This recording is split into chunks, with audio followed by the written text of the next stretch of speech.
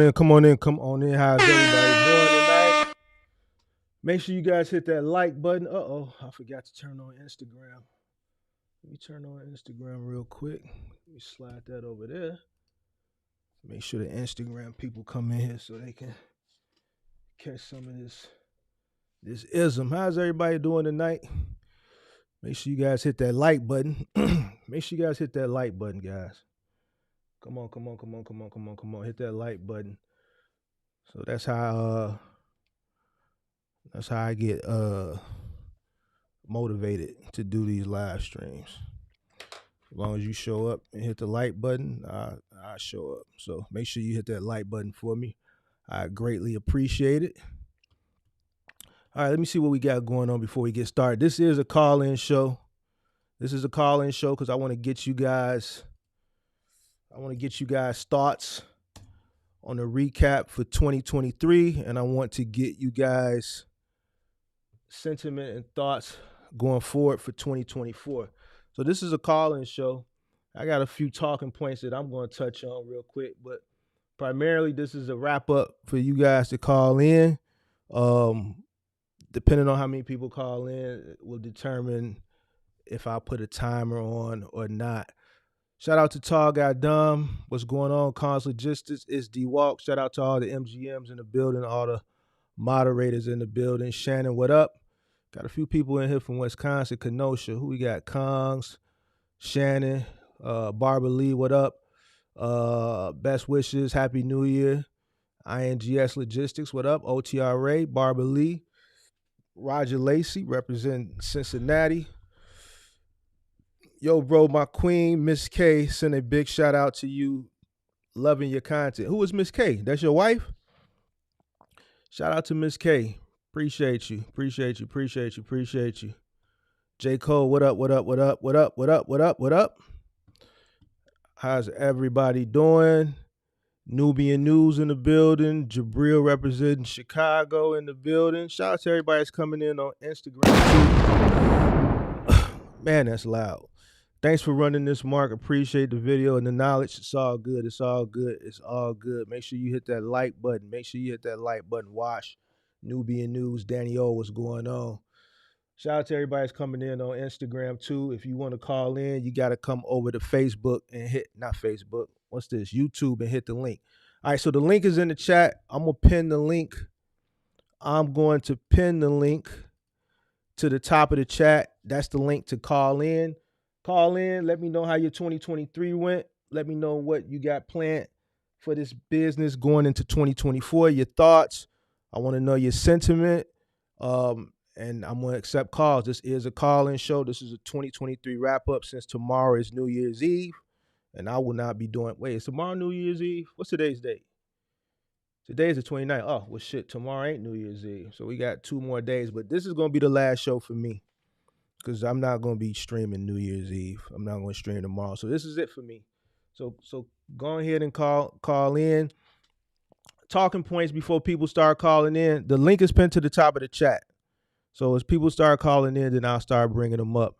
X the chat, hit the like button, back to the chat. Yeah, do that too. So some talking points for me for 2023, basically, just a recap of what I saw in 2023 in this community and what I want to see, going forward as far as change is a lot of, one, I think people need to do a lot of self-accountability. I think people need to start holding themselves accountable for the decisions that they make with their business. I don't see a lot of that. I see people coming to me to hold them accountable. I think people need to hold themselves accountable. Another thing I think is, I think a lot of people watch content creators just to watch. I think you watch them, but you don't really consume the information. And the reason why I say that is because I constantly display people that come up here that I take personally, and you give them everything they need to have to be successful, and they do the completely opposite, or they do what they want to do because they think the people or the person that they watching may just don't have it all, and then they constantly get proved wrong. If I'm going to spend my time consuming information from someone that I deem experienced so that it can help me prevent mistakes, because mistakes cause, it can help me maneuver around the learning curve, because if it's things that I know uh going into something, that I can prevent things that don't need to take place from happening, then I want to know these things. If I could have someone hold my hand and walk me through this, man, trust me, I'm going to sit there and I'm going to be astute. And if you don't know what astute means, go look it up. I'm going to be astute, and I'm going to pay attention, and I'm going to consume all that information. I'm going to put it in my long-term memory. I'm going to stick it in my back pocket, and I'm going to utilize it to my advantage, especially if it's free. Especially if it's free. I don't understand. Like, the information is free. Take it. Use it. Why you doubting the information? So you can come back and do the walk of shame. Why you want to do the walk of shame? Why you want to come stand in the circle and be held accountable? Don't do that. You know what I'm saying?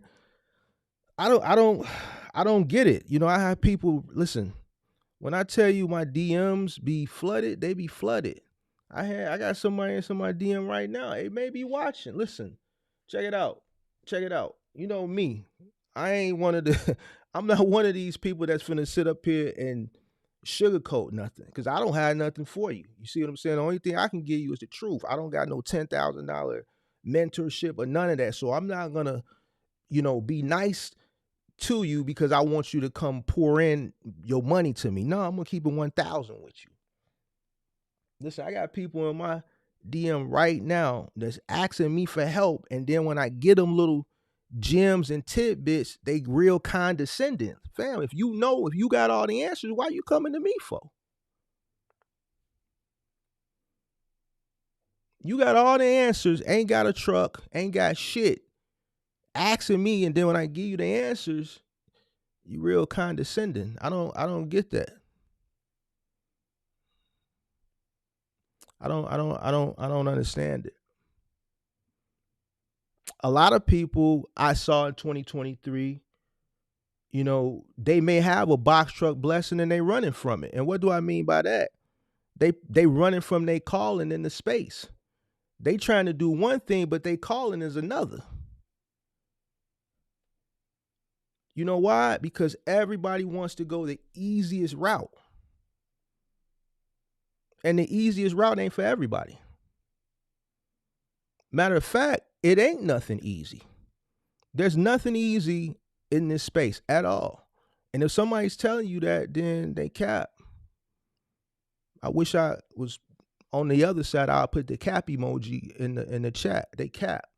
Trust me, if there was a space in box trucking that was really, really easy, everybody would be into it. And matter of fact, there was a time when it was easy. And during that time, everybody was into it. It was during the pandemic and everybody was running Amazon. It was easy then. Why? Because you just couldn't miss. You couldn't miss. And that's why everybody was doing it. Because it was easy. You could not miss. It ain't so easy no more. It requires a strategy. That requires a strategy now. It's not as simple as it was during the pandemic. OTR is not as simple as it was during the pandemic. None of this shit is as simple as it was during the pandemic. You couldn't miss. You could literally close your eyes, spin around, and stop, and wherever you opened your eyes at, there was opportunity. And that opportunity was paying exceptionally well. It was easy then. And that's why everybody was doing it. So if you bouncing around from lane to lane trying to figure out which the easiest lane to make money, you're going to be bouncing. You're going to be like a box truck thought. Like a thought jump from you dig to you dig. That's how you going to be. You'll be like a box truck thought, jumping from lane to lane to lane. trying to figure out what's the easiest lane. Fam, ain't nothing easy. Nothing. Especially if you really want to make some money, man, shit ain't easy. And if you decide that you want to be your own business owner, if you want to be your own business owner, you want to be an entrepreneur, you want to be an owner operator, you want to run your own business, shit, you want easy, go get a job. That's predictable to a certain extent. Ain't nothing for certain, but you know you can go there from 9 to 5 and you ain't got to worry about the inner workings of the business. You ain't got to worry about the bills and if the roof collapses and all the extra shit. You just come there, you do your job, you go home. You ain't got to worry about all the extra shit. When you run the business, everything is solely on you. So I've seen all 2023 people look for the easy stuff. Ain't nothing easy, man. Nothing easy, man. That link's still in the top. That link. Sorry, Mark, I'm late. What up? What up? Shout out to everybody that's coming in. That link in the top of the chat. Shout out to Serious Lanes. What's going on, man? Long time no see. Hey, Serious Lanes, you need to go ahead and hit that link, man. You've been kind of missing, man. We want to update on what's going on with you, man. Go ahead and hit that link. Oh, we got one. Never mind, we got one. You can be next in line, Serious Lanes. I want to update on you, sir. Oh, turn that laptop Yo, down. we already got we got a hater in the building already. Not you, but god damn, man. Just Listen, close. hey, check this out. Hey, hater. Hey, man, we can't take you with us in the 2024, hater. You know what I'm saying? Hey, hater, I'm gonna do a show. Not you. I'm talking about it's a hater that's watching. Hey, hater, I'm gonna do a show just on you. Because I know who you is, hater. You the same person that's sleeping on a mattress with no bed sheets. You ain't got no bed sheets. I'm not talking about you. I'm talking to my hater that's in the chat. I know who you are. My anonymous buddies already done pulled you up. Just keep playing with me. I'm gonna do you like I did the last hater. I'm gonna tap into your webcam and we're gonna be looking at you. So just keep playing with me. Great Polo, what's going on, Yo, man? what's up, Mark? Chilling. Nothing, man. I just ain't nobody hitting the link, so I decided to hit it. I wanted to clear up some things from when I came on the first time, which you already know. When I was like, I said I don't like you, but in the comments, I admitted I was scared of the knowledge that you was giving. That's what that was about. It's But all good. A I lot want of to people hold you don't. accountable A for lot. next year, man. You keep saying, Go ahead. You gonna hold me yeah, you keep accountable? saying you got a year. You only gonna be doing this. Yeah, you man. You keep Oh, saying okay. you only gonna be doing this for another year. But You talking about my YouTube? thing is, yeah, Okay. you hear me? I'm listening. You keep breaking up over here, I think. So yeah, you keep saying you only gonna be doing this for another year. But my thing is, every time you present a show, you know, titles be catchy and people come in like that, which I always know you always got hidden messages in all your shows for real. Mm-hmm. You present, you know, sometimes you don't get to finish them because you always got the new people coming in, and like in the midst of you doing the show, it always become a teachable moment because you got so many new people coming in disrupting that you never Mm-hmm. get to finish, the title. Yeah. That's gonna happen. You know what I'm saying? The more people subscribe, like I got a bunch of people hating right now. Ever since I said there's a bunch of people hitting the dislike button. Like I don't, see, here's the thing. The more you channel grows, the more you're gonna get the people who want the knowledge, but then you're gonna get other people that's gonna come in that's haters. So you're gonna get haters, and then you're gonna get new people that come in that's new to the channel, right? So they're missing the storyline. So if we going on the storyline, so let's say we talking about the last 2 or 3 shows been about taxes. They come in, they want to know about how to start a box truck business, right? Or like the dude who came in like 2 shows ago who had a bad run-in with another content creator who took him on a ride. So he thinks all people who talk about box trucks are like fake gurus and shit like that. So he come in just angry off bat, ain't even watched 2 minutes of the show and already like got that stigma placed on me because of something else that he dealt with somebody else. You see what I'm saying? So that type of shit, I've learned that you just got to deal with it. And when you see those people come in, you just play with them. You just play with them, because at the end of the day, it's them. They the ones doing bad. I'm straight. You see what I'm saying? So I really don't give a damn. No, like a person coming in talking crazy ain't taking no money out of my pocket, fam. It ain't doing nothing. So Oh yeah, I already know that for sure. But my thing is, for the ones that have been following you, the MGMs, I kind of feel like sometimes we get ripped off a lot of the shows because these haters come in and they don't want to take the time to go back and look at, the videos where you giving all this free game, giving the blueprints. Those are failed box truckers. They're failures. So what happens is they come in because they no longer in the business, so they want to come in and hate because the person who sent them down the wrong path is no longer creating content. You see what I'm saying? So they like, damn, I wish I'd have found this guy because he's giving all the free information. So let me just hate on him because I failed. Yes. He wasn't around, so I gotta hate on him because exactly. So I failed, so let me go hate on everybody else and go disrupt it because I failed. So I'm gonna go disrupt them because I don't want them to succeed because I failed. That's all it is. Like, dude, I'm not finna take no energy to go disrupt something that's not put money in my pocket or that's not doing a good deed to somebody. Like, for a person to sit up here on a Friday night and do that just lets you know how goofy they is and how bad their life sucks. You see what I'm saying? So we don't worry about shit like that. That's true. But you just gotta come in and man, it's a lot of information, you know what I'm saying? You hear every show. And if you ain't hear every show, you watch every replay. So you get all the sauce. I don't think you get ripped off because you be one of the main ones laughing when I be tearing their ass up. You know what's crazy? The link is pinned to the top of the chat. So if anybody wants smoke, they can click the link. They never click the link. I know ain't no hater gonna come up. That's why I went on came up before you end the live. They better not come up.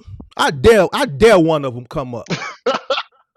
I dare one of them come up. My wife just got on me. I was like, I be talking shit about Mark. She talking about you watch him every time. You don't talk no shit. Ain't nobody say nothing wrong about Mark. I'm like, I'm finna go on live. You said you was one of my haters at the beginning, but you never said why. Why was you one of my haters? Yeah, but why was you one of my haters? Of the knowledge. I was scared of the knowledge. So what would make you hate on somebody that's giving free information? Explain, because I ain't never been a hater, so I want to know what it's like to be one. Put me in the mind frame of what it's like to hate. The fear of failing, somebody just offering it to you and don't want nothing back. I'm from St. Louis. It ain't like that. Somebody give you a handout, they looking for a handout themselves. So you just came and gave all this knowledge. Mm-hmm. But what makes that? Your screen I thought you were saying something. What makes you not like a person because of that though? Shit, all I can think of is fear, man. It's like fear of what? I ain't never had nobody. Shit, the fear of knowledge. Everybody don't get the chance to receive free information and know how to apply it and use it. But you not understanding what I'm saying. If you see a guy that's giving free information and something you in, what makes you say, man, I don't like this guy? Because you said you didn't like me because of Shit, I that, thought you was. huh? Yeah, I thought you were a little too nice with it at first too.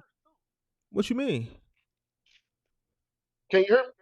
I hear you. Shit, like so I started watching you before you got a little bit amped with the show and all that. You Like but I was watching all your videos where you was nice, cool, laid back with it, and I'm just like, man, why this dude giving away all this free information and he ain't getting nothing from it? It just didn't make sense to me.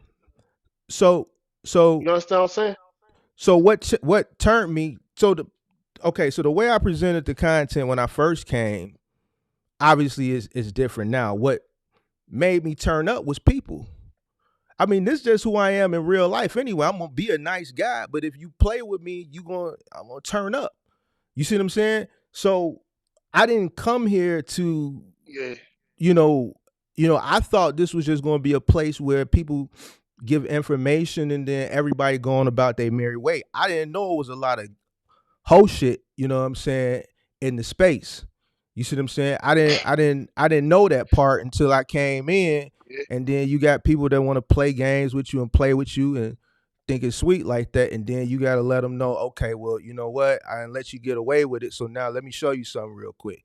So that's why, you know what I'm saying? Now if none of that shit would have happened, then I would have still been a regular nice guy. I'm still a nice guy. I don't yeah. mind I, giving I still would don't have been watching. yeah, I don't mind giving the free information. Listen, it'll be 2 years in April. I haven't I haven't went back on my word, not one bit. I'm still giving free information. I'm still helping people. I'm still helping people behind the scenes. I still ain't charged nobody $20 million for nothing. None of that shit. I still consistent with my live streams. I think probably out of everybody, I'm probably the most consistent. And I'm not saying that to knock nobody. I'm just being honest. You see what I'm saying? So now to answer your question, when I said another year, I Yeah, don't you know. killed him this week for sure. Yeah, I don't know how long I'm gonna be doing. I tell you one thing, it's not gonna be forever. It's not something that a person can do forever. You know what I'm saying? Like I can continue to help people, but it may not be to the extent where I'm doing it, at the volume that I'm doing it now. So I don't know. Never know. I'm doing this pro bono. Like I'm not making no money from this. So you see what I'm saying? So I don't Yeah, have any sponsors. I don't have none of that shit. This is a space that it's not like let's say like you watching like Fresh and Fit, even they don't got no well, they do got sponsors. And like those channels where they talking about Man and then they talking about Boomquisha and then they talking about Red Pill, Blue Pill. All that shit is popular. So they get thousands of viewers. They doing like they live right now. They got thousands of viewers. You got people giving them super chats. They make $100,000 a month on super. This space is small. It's tight knit community, and it's not something that it's something that you can just do long term. Eventually I'm just gonna say, okay, the information is there, just cherry pick through it. But me being present, yeah, but I don't know when that's gonna be though. I can't promise you that it's not gonna be 2024. It's too much going on in 2024. You got an election. It's a lot of variables in place that people are gonna need my help to navigate. So it won't be 2024. If anything, I won't see. I'm not like the type of person that I like you'll be dating a chick and then when you up, she with you, but then when you down, she'll leave you. See, I'm not gonna leave people when they down. mm, When everything is good and everybody thriving, if I do step away, then that's the time I step away when just everybody doing good. It won't be when people need me the most. You know what I'm oh, saying? oh, you gonna be with us for a minute then. Come 2024, many people Nah, going out 2024, of business. 2024 going, yeah, 2024 I'll be here. Now 2025, 2026, I don't know. I don't know. I don't know. I don't know. I don't know. But yeah, Let me man. ask you a question about the stock market. So I go back and watch all your videos and all that, whatever. But Yeah. I went and watched your first video. You was dropping knowledge in there about the stock market. And I noticed along the way, as you were doing your videos, you pulled back, then you represented it. What was the catch of that? You For feel pulling like people back. wouldn't listen or what? Yeah, I just one, I'm not a financial advisor. Two, I don't know what people's financial situations are. So, you got to understand your influence too. I know people will do something just because I'm talking about it, and they might go put the house up for it. So I have to be responsible on things that I say. You see what I'm saying? I know everybody may not be in a position like me. So and I'm not a financial advisor. So, I don't want to be telling people things that I'm doing and then they go try to mimic it, and I'm not there to hold their hand because they may put something in something that I'm in, but shit, I might go pull my shit out the next day. You see what I'm saying? And you don't know because I got a tip yeah, on something, and then the shit tanked, and then you pointing the finger and placing the blame on me. I don't want to do that. For the same reason I don't do a lot of shit, because I don't yeah. want people, you know, pointing the finger at me because you didn't do your due diligence. You know what I'm saying? When you make an investment in something, you still Oh got to yeah, do I'm gonna your do due that. diligence. You see what I'm saying? So that's why I don't Yeah, really talk about it. I may throw out a hint here and there, something that I'm playing, like I talked about Solana. That was what, $15, $20. Now it was like $140 in a month and a half. Didn't nobody go buy that. I had two people yeah, hit me man. up. I'm I pissed. had I two ain't. people hit me up. Yeah, Right. See, I had two people hit me up and thanking me for that. But people don't listen. So I got two yeah. people right But now that I made a did whole hit lot of up money that because they Rivian listen. though. But yeah, that shit didn't run like Solana. $15 to $140 a share Yeah, it in a didn't. matter of a month. So But it got me to open my eyes so that it's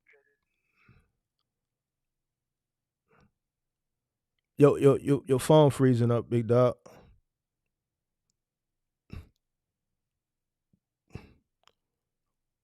Your phone freezing up. I'm gonna drop you. Call back, man. Your phone freezing up. All right. Anybody else want to hit the link? It's pinned to the top of the chat. One of my haters hit the link. I want to talk to one of my haters. Are we still on Instagram? Can somebody check to see if we still live on Instagram? Well, matter of fact, let me do it. Yeah, we still live on Instagram. All right, we got another caller. This one of my haters. Let's see. Caller, No, you hear me? You hear me? I hear you.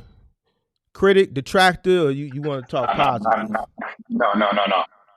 I'm positive. No, no, What's no going hater on? here. No, no, not at all. Okay, I just want to first off thank you for all that you do. appreciate you. Um, I'm coming through, because I'm a little Yeah, breaking on this side. I hear you. Yo, All right, I want to thank you. go ahead. No, I was saying that thank you for all that you do. I've been to pop up in my threads back when you had like 800 followers, and you blew up this year, and I want to congratulate you for your success and all the stuff you've done. This year has been Appreciate a you. year for you in winning as far as YouTube goes. Appreciate you. Now, the next thing, we really rock with you and stuff like that.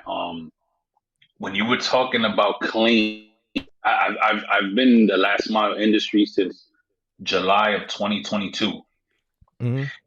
and the stuff you talk about like the people don't understand these YouTube content creators. They make everything peaches and cream. They don't what I rock with you is you talk about the real stuff that really happens. They don't talk Mm-hmm. about when your transmission blows in the middle of a route, which has happened to me. They don't talk about claims, breaking power lines. I broke a power line my first 2 weeks, set a front yard on fire because it was a major power line that fell on dry grass and said cost $7,000 to resolve. These content creators, they don't talk about that. They don't. They just make it fluffy, and they always send me off the wrong way. Mm-hmm. Um, and stuff like that. And I just wanted to salute you and stuff. And I'm over here just finished. Uh, they don't talk about the 10, 12 hour days that you got to put in to get, to move forward and get your foot in the door. And, Mm. people complaining. Honestly, I don't think a lot of people that watch content are built to build a business. Mm. You have a lot of people that complain, and not to throw anybody under the bus, but if you're complaining about 100 stops that are 10 minutes apart and people are playing with your money, same thing. I've had situations where, as a matter of fact, AIT used to be Select. They Mm-hmm. had owed me money for some time, back pay, and you just got to keep pushing. You cannot complain. You cannot stop. You got to keep going. Like, and like you had one thing you said recently was God, business, and family.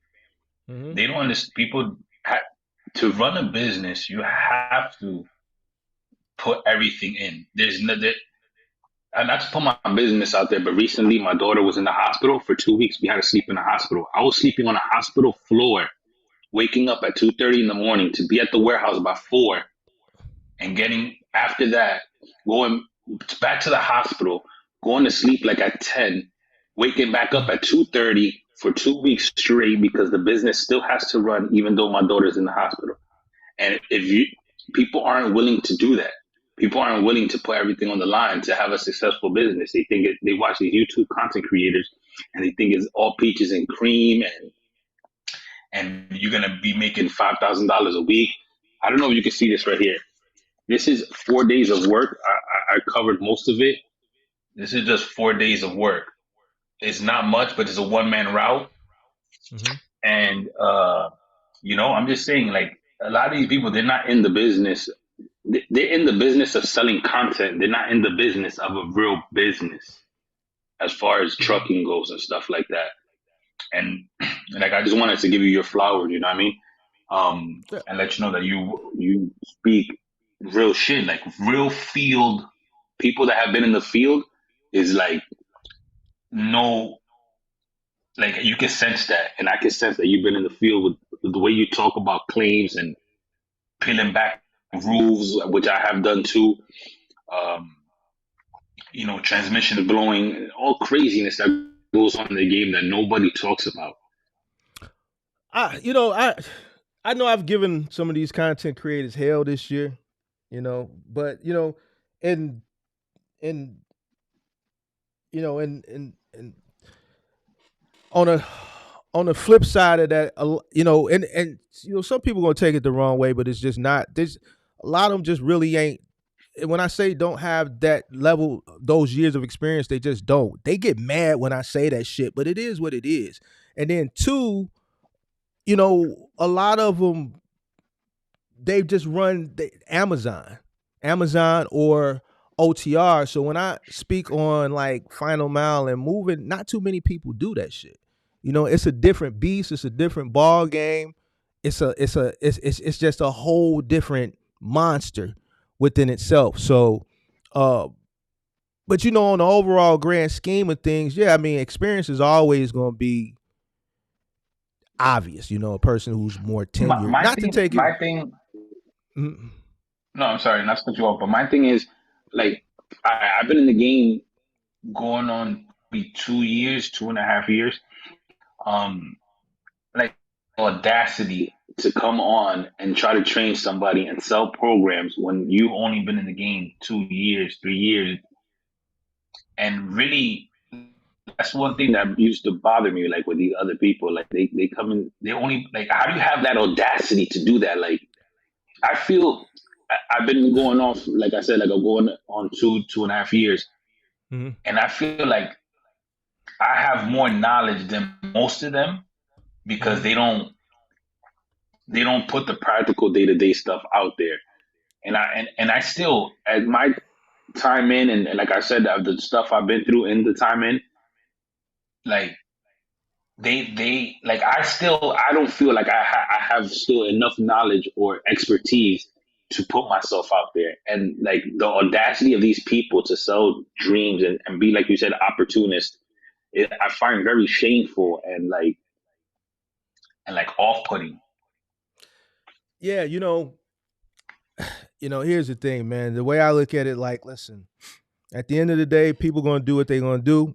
but you as the business owner, you got to make that decision. So, I can't, and I've always stood by this, and I say this all the time. These people ain't lied about their journey or their time in the business. You know what I'm saying? So people buy into people they like. Me, when I buy into something, I buy into experience.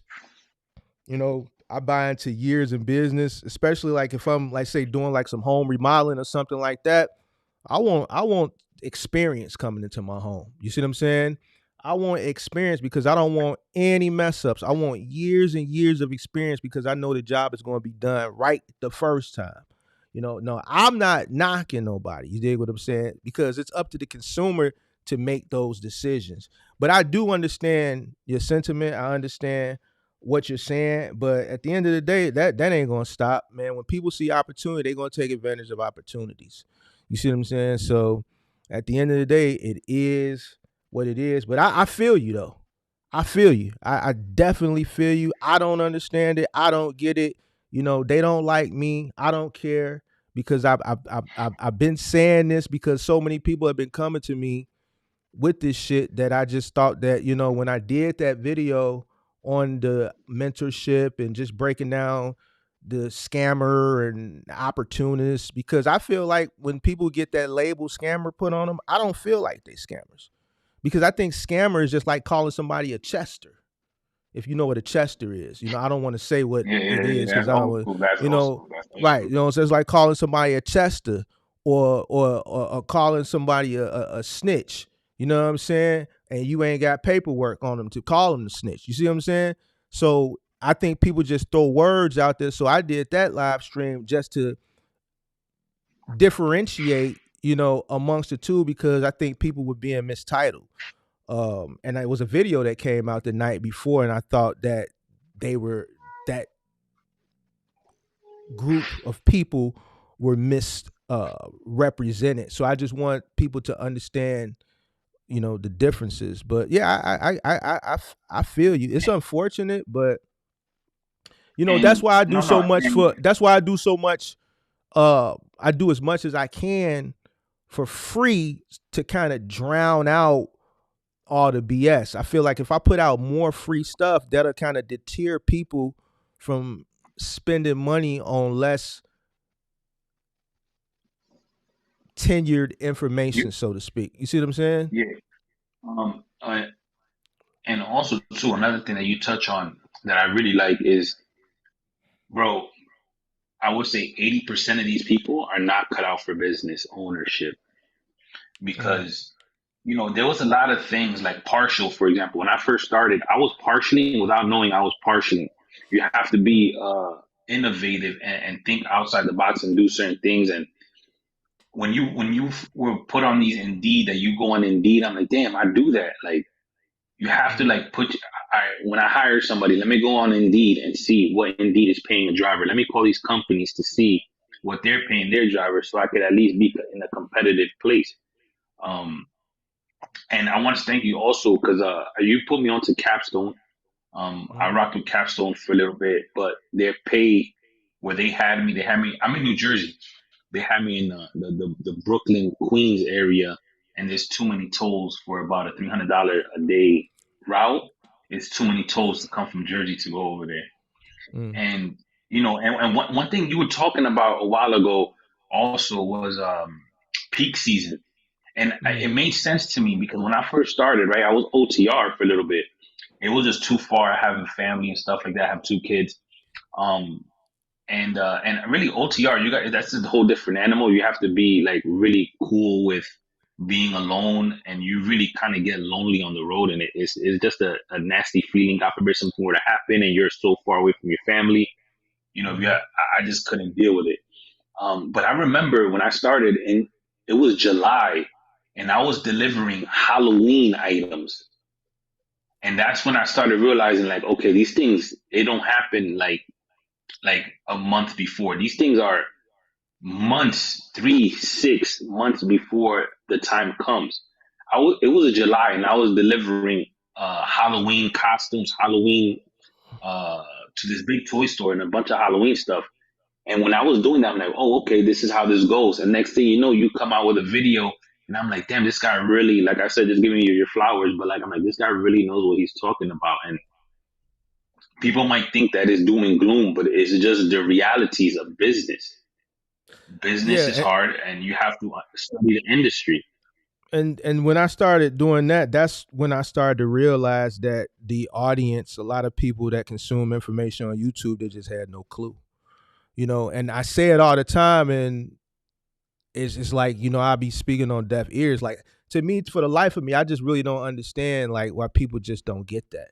It's just like what you saying. Like, you think peak season shit, you running that shit middle mile in November? Nah, that shit is coming through September.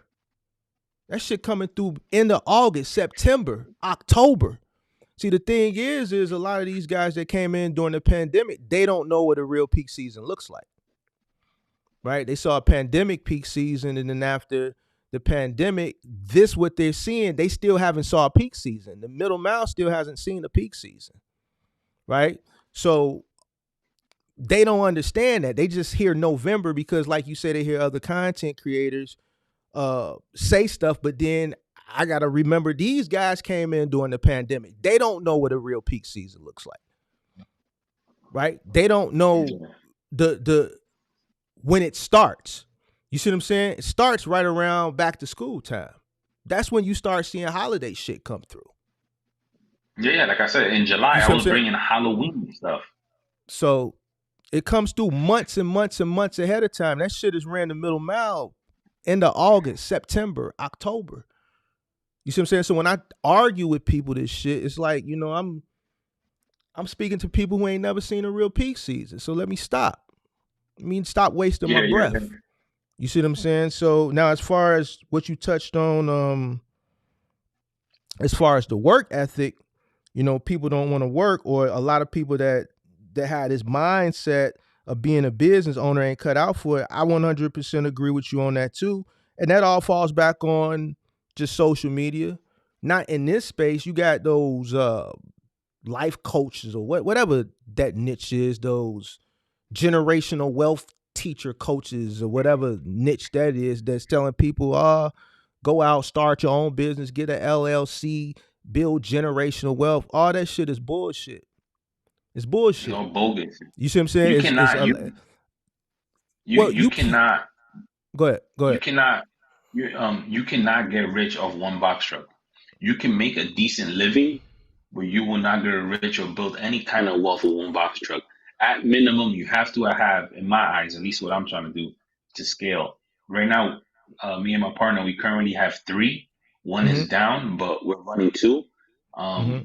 You have to have at least 3 for if you're one person, you need to have at least 3 to be in a position where you're actually seeing some sort of decent profit that you can actually take the profits and use it for something else, rather than just one box truck isn't going to do it for you. It's just going to help you pay your bills, but it's not going to do it for you. Well, shit. Some people got one box truck and it's not even paying their bills. 3 box trucks is not going to make you rich. You see what I'm saying? 4 box trucks is not going to make you rich. 5 box trucks is not going to make you rich. And see, that's just the truth of the matter, because let's say 3 box trucks was topping out at the max, that's only $750,000. $750,000 gross ain't shit. $1 million ain't shit. See, it's a lot to a person who ain't never touched $1 million before. But when you touch $1 million running a business like trucking, you're gonna realize $1 million ain't shit. You see what I'm saying? So what I was saying, like, you got a bunch of people, and I'm not talking about just boxers, I'm just saying in general, you got a lot of influencers that are pushing people and influencing their mindset that entrepreneurship is the way to go. Don't go get a job, go get your LLC, go start a business and whatever. Just start a business, and you got this whole boss culture. And 2023, not 2021, that shit don't count. 2020 don't count. 2022 don't count. Well, 2022 count because 2022 is when the landscape started to shift. And now we're going to see who's strong and who weak. Because 2021, if you just got into anything, you was going to win. It didn't matter. 2023 really set the tone. Like, okay, is you him? Is you her? You see what I'm saying? So what these people, these influencers that push entrepreneurship, what they don't know is because they really not entrepreneurs, is what it takes to be an entrepreneur. The grind, the sacrifice, the sleepless nights, your mind constantly racing. Back to the sacrifice. You never get any good phone calls. You never get no phone calls ever good. Well, I wouldn't say that. You know, I've gotten good phone calls. You get bad phone calls, but here's the thing: it's a lot of hard work. It's a lot of hard work, and I think a lot of people think starting your own business is your way to financial freedom. And in a lot of cases, it may be better for some people or most people to just get a job, because you're going to work 10 times as harder and you're taking a risk. You're taking a risk. It's 50-50. It's 50% chance you're going to succeed. It's a 50% chance you're going to fail. So now you got to bust your ass to make sure that you on the better side of that coin.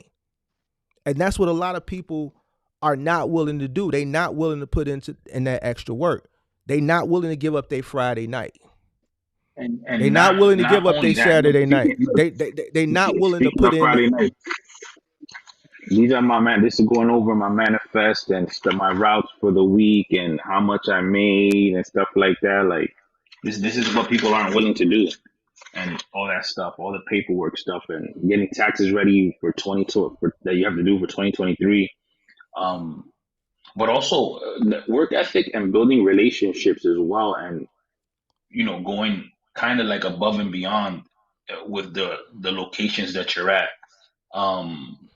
Because like this past Christmas, right? I bought one of the contracts we have. I bought the office guys. I bought them all cigars. I got the office guys a nice, cigars for them. I got the warehouse guys. They walk around with their papers flying all over the place. So I got them, clipboards and stuff like that. Like just went in there and just, thanking them and just giving and building relationships and, knowing, like you said, doing that to build that relationship, but two, so they can remember me come January, February, because I'm still fairly new there, that come January, February, when things get really real, when we're going to find out, like you said, is you him, that they remember me. You get me? Like, oh, he's a good guy. He gets the job done. He comes through for us. And, he was really giving this Christmas. I'm in that kind of mindset because people don't understand when January, February come. Last year, 2023, this year, bro, I only had out of a 20-day, I look at the months of 20 to 24 working days, because around here, you only get 5 to 6-day contracts. You might get 7. My January of 2023 was only 8 working days with a contract I had with AIT. 8 days I got out the month of working. I got another caller coming February, in. So I'm gonna give you 2 more minutes. I got another caller coming in. Oh, okay, yeah. No, hey, Tommy, I see you in the back room. I'm gonna pull you up. These next 2 months are gonna really dictate whether you can make it through. And it's just these next 2 months are really make or break. This year, I didn't even pay myself the beginning of this year, because like you said, the business comes first. The sustainability of the business comes before anything. Yeah. And in these next 2 months is going to be very, man, it's going to be crazy, man. A lot of people doubting it. You see, and this is something I got to go through. I see every year you tell people this stuff, and it's like, matter of fact, I'm sorry, not to cut you off.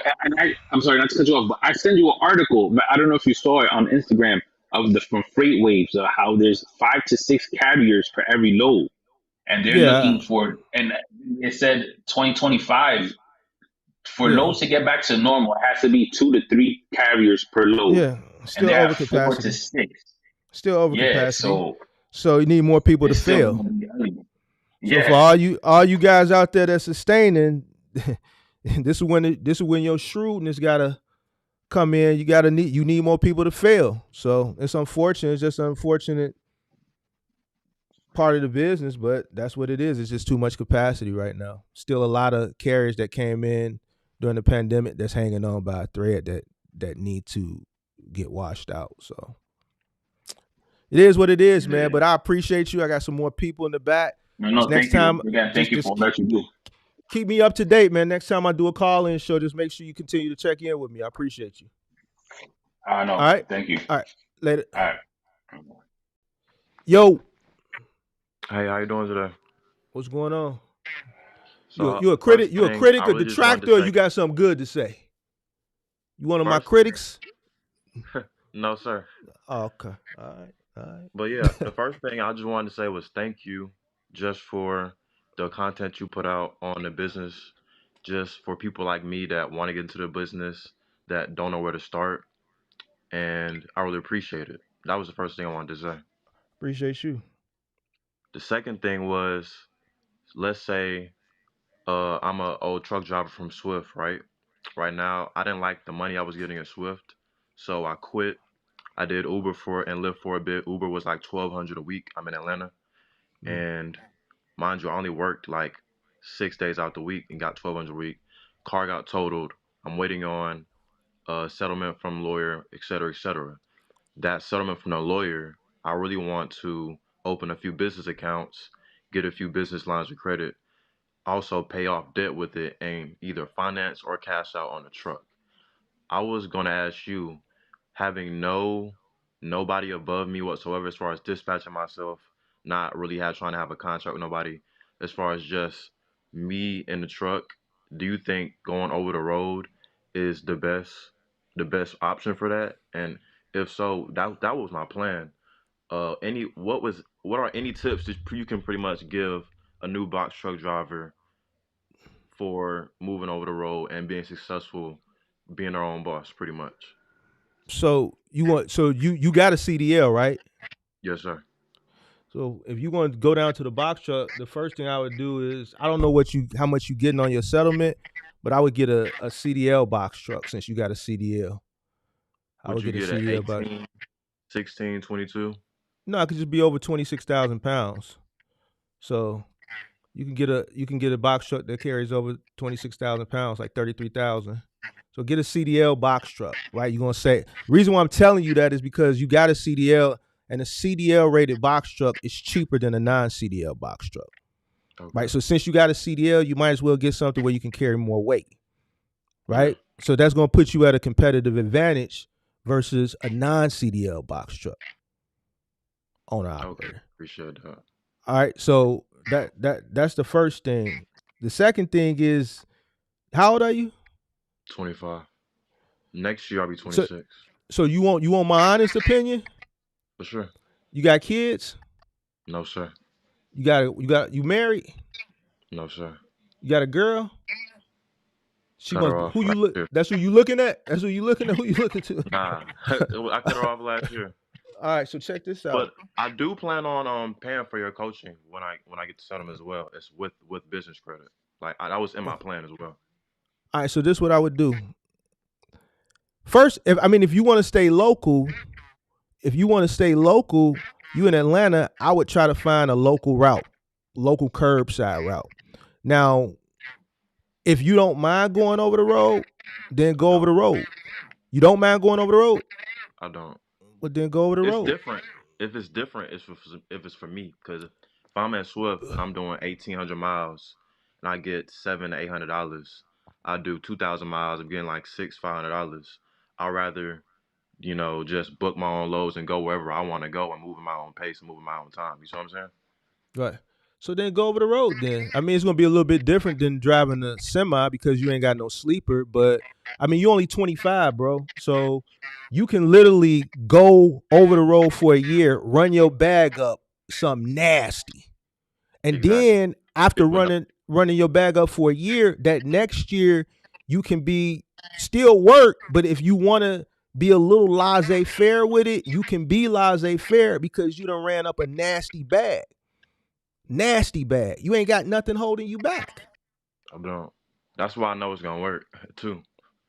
Another thing, would you finance a truck from Ryder or somewhere for like 30,000, or would you try to find a truck on Facebook Marketplace for like 18, 15 How much? cash? Well, I'm gonna ask you, how much your settlement? Depend. So How, I've been waiting 6 weeks. Basically, he said since the lady didn't have insurance, they told her out my charger. She didn't have insurance. We have to go through my insurance. I have USAA.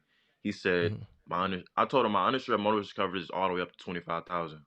So I've been waiting 6 weeks. He said Was it a 6 weeks Hellcat? ago. It was not. It was just a regular. It was a 13 RT. It wasn't a Hellcat. The Okay. accident they gave me 9,300, and then pretty much I went to physical therapy for a month because we was gonna pretty much. It was supposed to be 2 months. I get some type of money, right?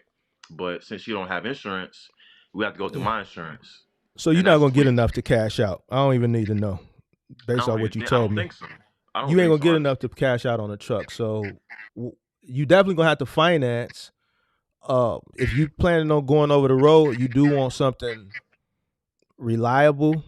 Yeah. Now here's the thing: when you financing from like Ryder and Penske and these places, they use brokers that go through like these equipment leasing and equipment lending places, and I just don't recommend those types of places to finance your vehicle from. If you can secure the money from another institution, a more traditional institution or a credit union, then Yeah. I would try to go that route. If you could take out a personal loan Yeah. and then loan that money to the business with the plan to pay that personal loan back, the business to pay that personal loan back so that you can pay it back, I Yeah. would try to utilize that. But I 100% am against going through equipment financing institutions. So you got to figure a way out without going through one of those equipment financing places to Okay. I'm gonna finance be your truck. short. I'm gonna be sure. I know it might be other people, but the plan really was to use the settlement to pretty much pay off debt. Then you pretty much portion out a a cut for let's say like 4 business bank accounts with 800 deposits in all of them.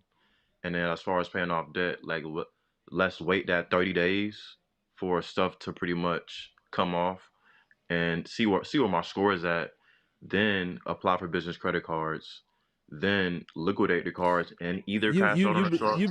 you've been listening to too many Instagram influencers, man. You think so? I'm listening to you. All Yeah, I that could, but 4 business counts, multiple business credit cards, liquidate.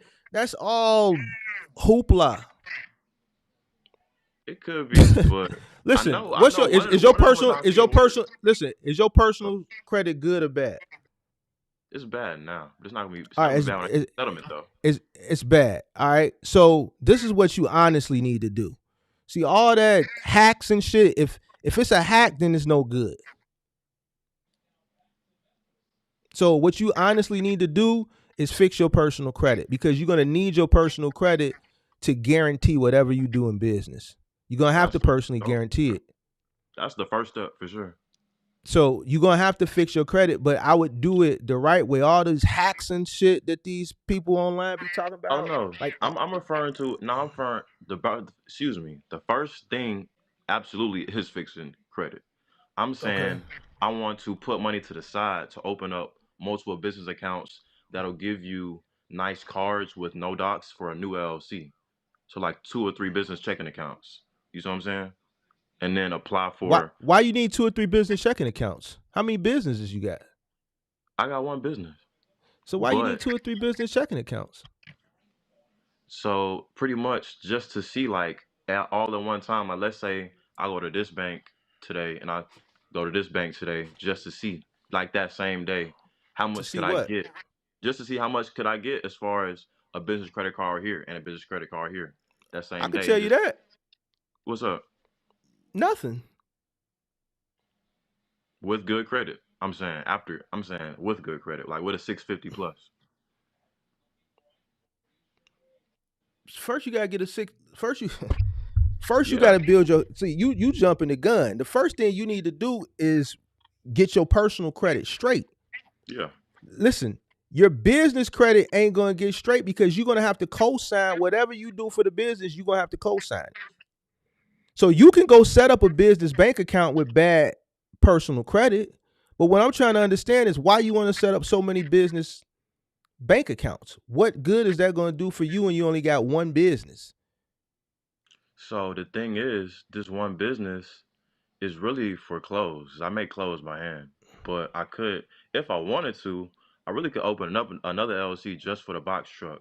But my original LLC is for clothes, and I was pretty much just gonna use it for for the truck first to pretty much run up a bag, just because I don't want to work for nobody, and I'm already in the trucking industry as it is. You see what I'm saying? But I hear you, if man. I needed to, I could open another LLC. That's really nothing. Open the LLC ain't no big deal. No, it's nothing. But I'm trying to figure out why you want to open so many bank accounts, man. Because But all those just bank because, accounts ain't. Go ahead. Go ahead.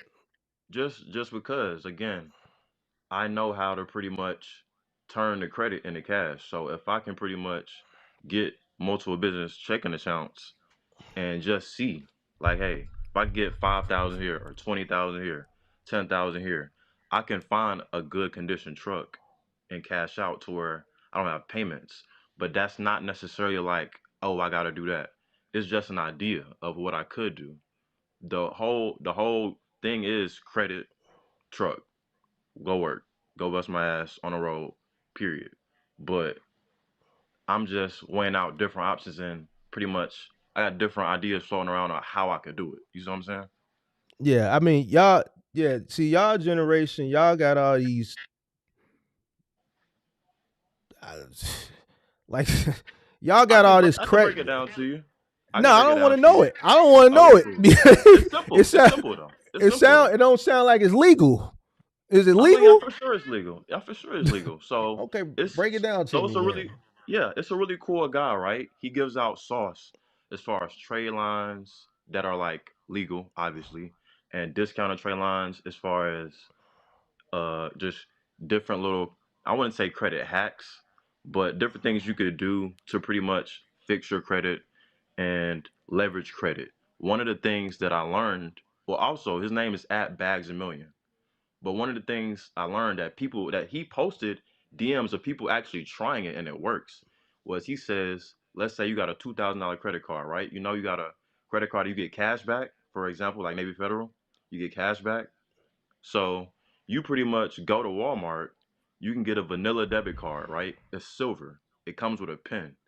You know, Shit. you can't do over Okay. $500. Okay. Listen, you can't do over I'm five hundred listening. dollars, right? All right. So you pretty much you do 498 or you do 400, and then you put that you use the business credit card, right? Use or a credit card, period, right? Okay. It has a pin. The vanilla debit card has a pin. You do 498 or four whatever number. You take that card, you buy a money order. The card has a pin. You buy a money order with it. The money order Hmm. is basically a check. You can pretty much put that check in your bank account and put it back on the credit card because it's gonna clear the next day because it's a money order. You can put that check right back on the credit card and you can pretty much get those points, that cash back. You can pretty much literally like keep doing that over and over again. So literally like the same things applies with any credit card. So let's say I have one business checking account. I get approved for 20,000. I can go get two money orders from these two Walmarts for 498, 498, whatever. I go pretty much those are excuse me, the vanilla debit card with a pin on it. I go get these money orders.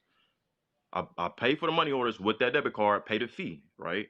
It's a check. It's a real money order. It's real money. It's no scamming. Go put it in my bank account. Now the money's off the credit card. Now I can take the money out in cash or just put it back on the credit card to get the points, right? Or I can use it to cash out on a box truck. You see where I'm going with that? Nah, man. I don't because you want me to go to the Walgreens and get a prepaid. I'm trying to figure out, It's a vanilla debit card. It's like but something you give out for a gift. You I can put know out points whenever you I want. gave out a bunch of them at Christmas. I went to the Exactly. Kroger and I bought them off The ones They with the got pin the card rack though? with the they got all the retail stores, and then on the Yeah, side they got all the. Yeah, I grabbed a bunch of them all, but I'm trying the to silver figure one out though. what is a prepaid, how a prepaid card is going to help my credit. That wasn't to help the credit. That was specifically to get points, to get cash back, to actually run up real money off of your credit. And that was pretty much a tutorial of how to liquidate your credit. That's what that was. It wasn't necessarily helping the credit. It was liquidating the credit to pretty much use it either to get cash back points, which is real money, or to do whatever you want to do with it, pretty much. This some who you That's be not actually watching? to help credit. It's You it's be bags a watching million. It's bags a million. Punch made Nah, Dev nah. and Not punch made Dev. It's not a scam. This is pretty Bam much how to liquidate your credit card. off with a prepaid card. No, with a money order. It's a debit. You buy a debit card. It's a silver vanilla debit card. It's So not. you so Go ahead. man, I ain't used a money order in probably 20, 30 years, fam. You know how old I am, right? You know I'm an OG, dog. You Like like all 43, this, 42? yeah. So Yeah. all this new age sauce that y'all got, like literally, I'm lost, bro. I mean, it's real simple. I got a credit card. I go buy. I buy a vanilla debit card. It has a card. It has a pin at Walmart. Put how much Okay, ever money you want on it. You okay, use that same card that you bought. You buy a money order from the bank. okay. Right, You can put that money order in your bank account. right. You put that money back on a credit card that you took it off, that you bought the vanilla original card with, and then you bought a Uh money huh. order. You Yeah. you literally you put that money order in your bank account. Now the money's in your bank account because it's a money order. It's a Right. check. You put it back on a credit card and you get cashback points. Or Okay. You put it back on the or vanilla card. you put it back on your original credit card and you get cashback points. Saying Okay. cashback points is real money. So Right. literally, you can do that. Or what I'm saying is you can literally leave that money in your bank account and take it out into cash and buy a box truck. Now you bought an investment. You see what I'm saying? So, but it's all your same money though. Exactly. It is your same money. You did So you you just but the moving thing it is you from. can't buy a box truck with a credit card though. Yeah, you If it's can. cash. That's my point. That was my whole point of telling you this because if I found a $15,000 box truck and I gotta cash out, I can't swipe my credit card. You see what I'm saying? That was the whole point of me breaking that down. That was the whole point of that.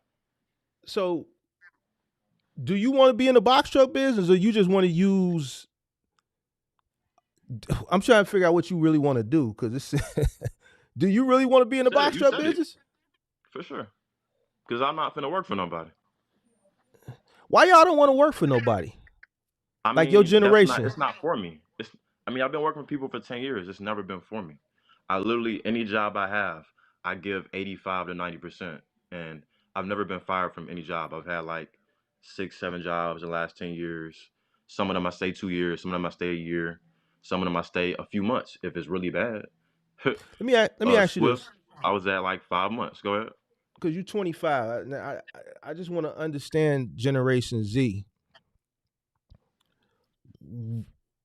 What is y'all fixation and fascination with just wanting to be an entrepreneur, and why do y'all, and I'm not saying it's you, but maybe you can answer this question, why do y'all want everything so easy? Like y'all like this hacks and stuff, like y'all got all the hacks, and it seems like y'all just want to get to the bag quick. Y'all don't want to go through the process. Can you explain that to me? So I don't feel like that second part applies to me because I've been working Uh-huh. since I was 14.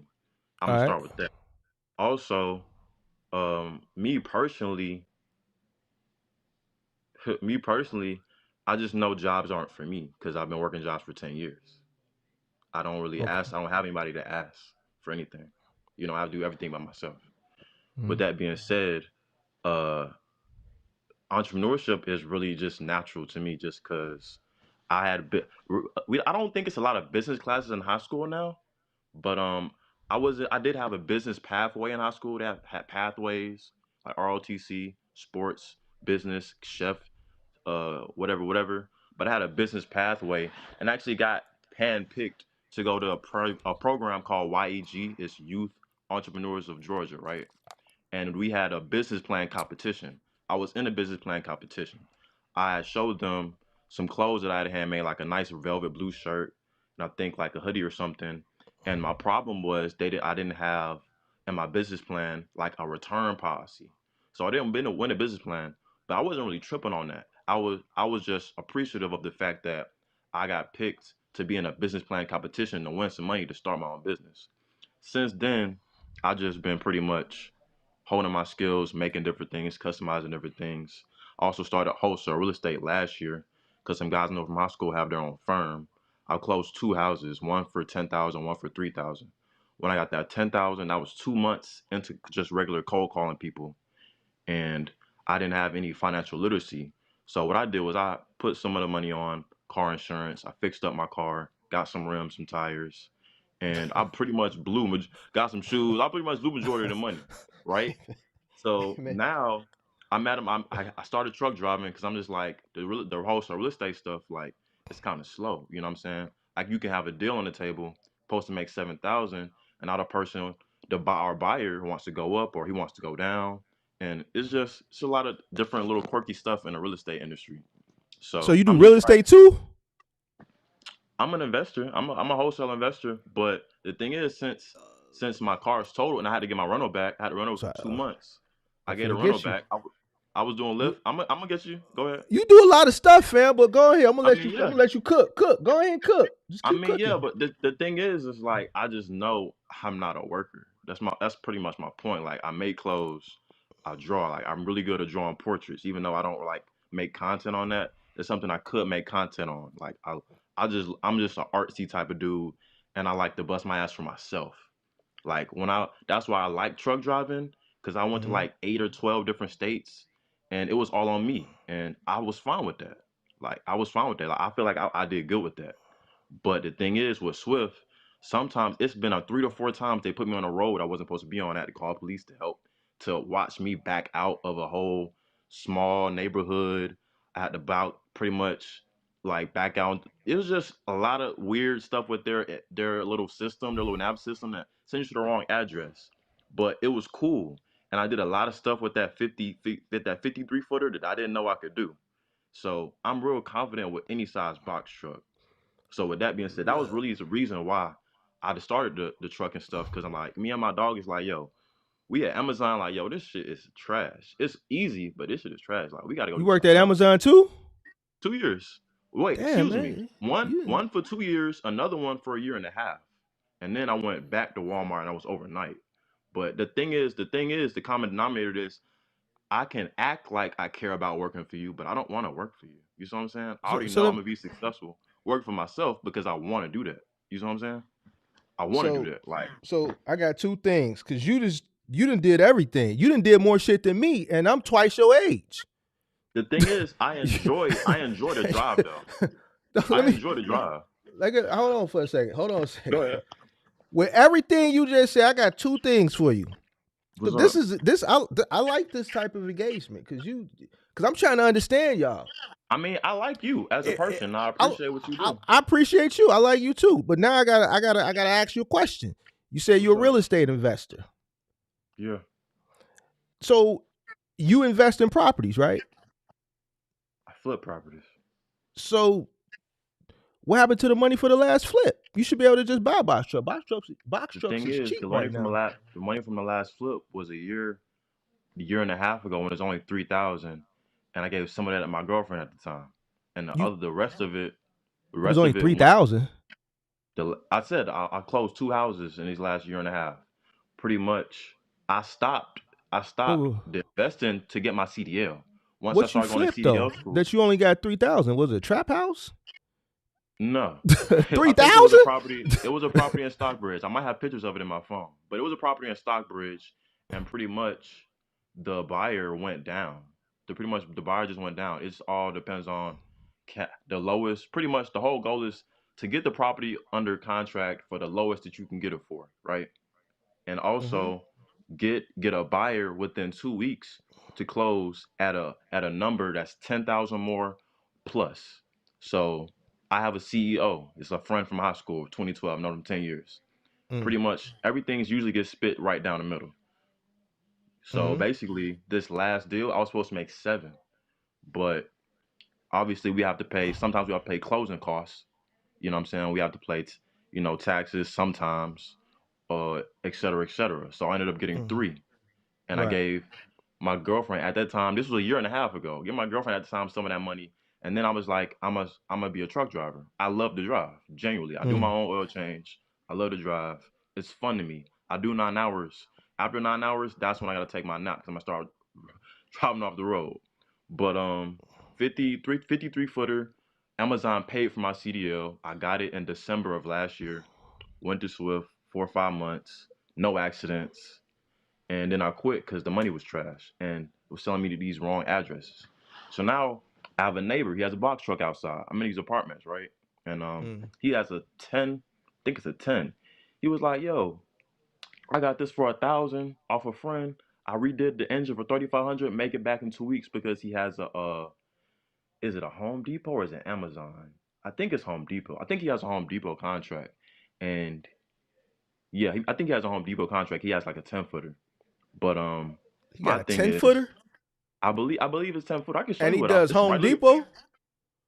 I don't. I think he said he the stuff he gets is like he can pick it up with his hand. He said he gets small stuff. All right. He gets All real right. small stuff. He says he All does like right. 300 a day. He says he do between 2 to 300 a day. His with Oh yeah. He probably his got like little. a little. Yeah, he probably got a little 12 foot or 10 foot in there. Yeah. I think it's a 12. I think it's a 12 or a 10. But my point is, I'm like, shit. I was just driving a 53 footer with 18 wheels, so I can get like an 18 or a 22, and I'll go wherever I want to go, wherever the bag is. And I seen Mm. that one of the ways to make more money is to book 2 loads. One of them coming off before the first one, and make sure you can fit it in, and also like pretty much that booking 2 loads in one time, and You pretty talking about for much Amazon Relay?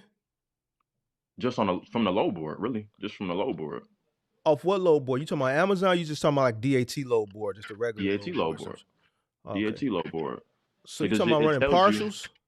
exactly. It tells you like how big it is and what's the weight, Right. and you can ask them and call them and tell them. And Mm-hmm. I seen somebody say, "Yo, you can literally just like let's say I got this load, this is due in 2 days. Let's say 5 days out, I can get it, and it's only half the truck or a quarter of the truck. You can book another load going that direction or somewhere in between that comes off. You know what I'm saying? 2 days before that one, so you got time to deliver your first load you booked, and you also just delivered this another load. But you booked 2 loads though. You got 2 loads on your truck. You see what I'm saying? Mm-hmm. So I'm like, I go. yeah, it could work for sure. It could Let me work, ask you but I'll this. just Let me ask you this. Let me ask you this. You done did a lot of shit in your life in the yeah. past 9, 10 years, man. You done did more shit than me. You done did more shit than me, and man, that's great, man. So now here's the question: What's up? with all your admirations, all the shit you did, because I could tell you all over the place. You like you kind of remind me of Kanye. I mean, we that's funny. We both Geminis, and I'm Really? not in Okay. I'm not into zodiacs whatsoever. But Okay. And the that's the reason one why I thing we say got in that common. is because I feel like anybody ever told you you got like scatter? Go ahead. You know what that is? I mean, Scatterbrain. I'm guessing it's I have a lot of stuff in my mind at one time. Yeah, Like and that you get out. it's at 100 miles per hour. Yeah. Right. So with all these things that you got in your mind, all these all these things that I could tell you want to do and get done, and I'm just keeping it 1,000 with you. What makes you think you're going to be able to accomplish all this stuff over the road? Because you're not going to be able to, and your mind is still going to be racing the way it is. I think you got scatterbrain. So we have to do one thing at a time. Okay. My process is 2 weeks. It's been 6 weeks. My lawyer says 60 days. That's 8 weeks. It's been 6 weeks. Pay off my debt. Wait 30 days. See where it's at. 35 days. See where it goes. Right. Mm-hmm. Find a truck, finance, whatever. If I am financing, I'm gonna go through Navy Federal, but I'm gonna wait till my credit is 650 plus because I have Navy Federal, right? Who you know been in the Army or the Navy or the Marines? My uncle, but I got Navy Federal because one of my friends gave me a referral code. Okay. So yeah, pretty much I'm gonna fix my credit. I'm gonna pay off all my debts the first thing. Once I see that 650 plus, I'm gonna get a business checking with Navy. I'm gonna get a loan with Navy. But the thing with Navy is they said that they don't do it's interesting. They said they don't do like big vehicle loans because I actually called them and inquired them about it like a month ago. But they said they do really do a big business credit card. They said if I have a 650 plus, they'll probably do like 23,000.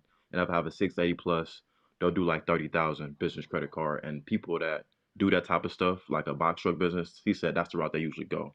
Then I inquired him on it about the Airbnbs because You want to do that's Airbnbs too? after the truck.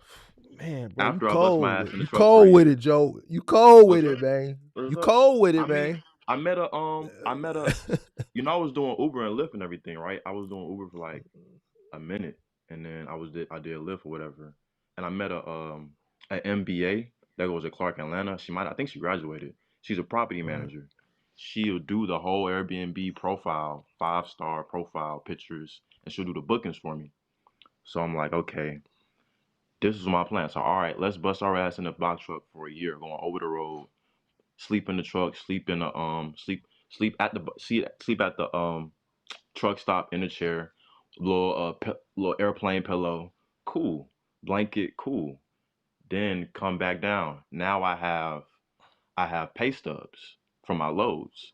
I can go to one of these super nice buckhead apartments, show them pay stubs. They only want you to make 3 times the rent. The rent 1,800. They want me to make like 5K. So I'm on these pay stubs. Get my first Airbnb. I put the pin code doorknob on there. I put my camera on there, right? Put some orange juice and some Gatorade in the refrigerator. Have her take the professional pictures, do the profile. I pay I let one of my friends stay there for 50 $60. They give me 5 stars. Now I have a 5-star professional Airbnb profile, right? Let somebody stay in there for a night or something. Give me 5 stars. Maybe somebody else, like friends, right? Rate me 5 stars. Now I got a 5-star listing on here. And now that I've pretty much stacked all this money from driving a box truck for a full year, pretty much I already have the money to pay the rent.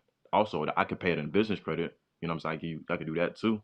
But now I would be on some shit where I want to go on the road for 2 weeks and then come back for 2 weeks and handle that type of business.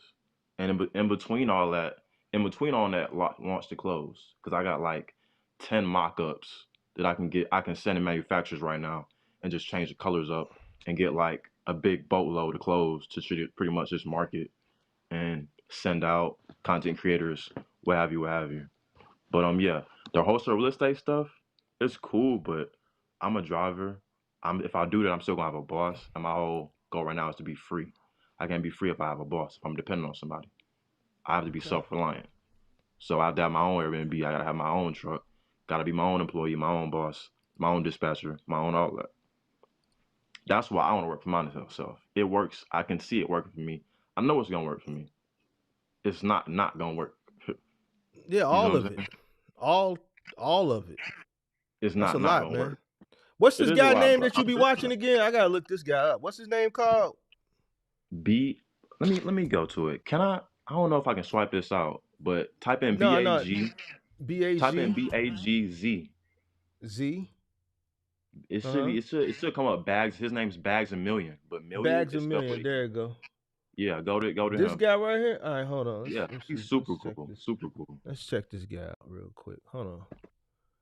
Let's check Bags a Million out real quick. Hold on. Let's check him out. Let's see what he talking about in these streets. Bags Dog, a cool as Million. hell. He He a little straight. He credit cool. coach too. He a credit coach. Look, I mean on Oh. IG, I tapped in with him on IG. He's humble. We don't lost the good one. He used to lift the hood up. Never thought I'd see his body laid. Let's pause that. You gotta go to Instagram. He be rapping around credit and stuff. Oh, he a rapper? He has no. Listen, I didn't know he was a rapper until I clicked on one of his videos, and he's This is rapping him though, about right? that is him. But I'm referring to his Instagram. His Instagram, he's doing 30 days of free sauce. He actually put out a website where you can become a broker and literally like buy people's debts and resell them and forgive them. He also put out a website, a free sauce called Fund and Grow. Fund and Grow is a company that'll apply to 6 or 7 banks on your behalf. You pretty much it's 4,000, right? It's a company. He was gatekeeping. He put it out because he's doing 30 days of free sauce. So he has raps about EINs and business, like like how to list your name as a business and then get your business phone number. List your business like on the little website you list your business at, so people Mm-hmm. can look you up. He has raps of, like explaining all this stuff as This far as guy. credit, as far as business. So I'm yes, So yes. this guy. Click some that. I don't know about YouTube. I ain't been to his YouTube, This is but Instagram. yeah, that's what I'm referring to. But yeah, like it's a lot of credit stars you don't put out. You click one of CPN, the those are cool. CPN Bible. I knew you was listening. Come on, bro. This I'm is not on the that. CPN. I'm not on that. I'm not on that. All this money coming in, don't let nobody know. Don't let nobody know. You would click the CPN one too. You ain't click the credit one. You ain't click the LLC joint. You click the CPN. Where? Tell me. Put me on. I'm trying slow down. Sauce me up. Slow down. All right. You see this with the red letters right there? This the gift card right here you was talking about? Nah. It is. Do's it and is. don'ts. That's I think in that video he's showing somebody did it and it worked. You know what I'm saying? This one right here? I think so. I think that's Is it safe to click it? Can I click it? All this stuff is safe.